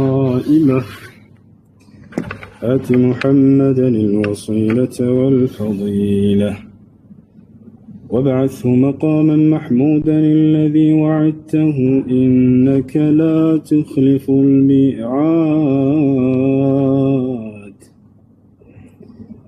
اللهم إنا نسألك الهدى والتقى والعفاف والغنى. اللهم إنا عبيدك بنو عبيدك بنو إمائك نواصينا بيدك ماض حكمك عدل فينا قضاؤك. نسألك اللهم بكل اسم هو لك سميت به نفسك أو أنزلته في كتابك أو علمته أحدا من خلقك أو استأثرت به في علم الغيب عندك أن تجعل القرآن العظيم ربيع قلوبنا. اللهم اجعل القرآن العظيم ربيع قلوبنا ونور صدورنا وجلاء أحزاننا وذهاب همومنا وغمومنا وسائقنا ودليلنا إليك وإلى جناتك جنات النعيم. اللهم لا تفرق هذا الجمع إلا بذنب مغفور وسعي مشكور وعمل متقبل مبرور يا عزيز يا غفور. اللهم لا تدع لنا ذنبا إلا غفرته ولا هما إلا فرجته ولا دينا إلا قضيته ولا كافرا إلا هديته ولا ضالا إلا هديته ولا حائرا إلا أرشدته ولا فقيرا إلا أغنيته ولا أعزبا إلا زوجته ولا ميتا إلا رحمته ولا مبتلا إلا عافيته ولا حاجة من حوائج الدنيا هي لك رضا ولنا فيها صلاح إلا أعنتنا ويسرتها لنا يا رب العالمين.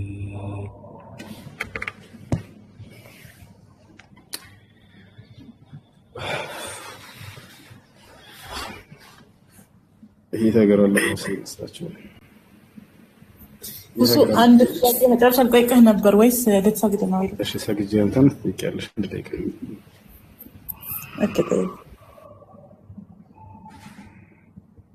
ይሄ ተገረለው ኢትዮጵያ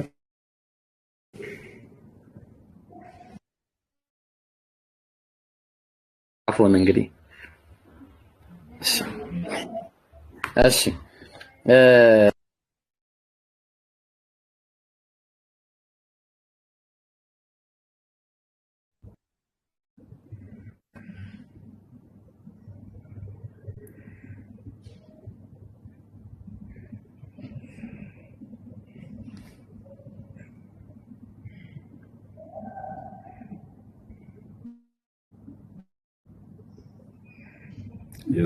የሱዳን አንድ ሰው አሉ ነው አለን ያለው አሉ አለ። ስለዚህ ነጠላ ብዜት ነጠላ በጣም ጥሩ። ስለዚህ አሁን ከሱ በኋላ የሚመጡት እነ ቨርቦቹ ግሶቹ ምናምን ምን ያደርጉታል? አንድ የሚባለውን ነገር ኒሜሪክ ያደርጉታል፣ ነጠላ ያደርጉታል ማለት ነው። አንድ ሁለት ምሳሌ ልጨምርልና ወደዛ እንሄዳለን።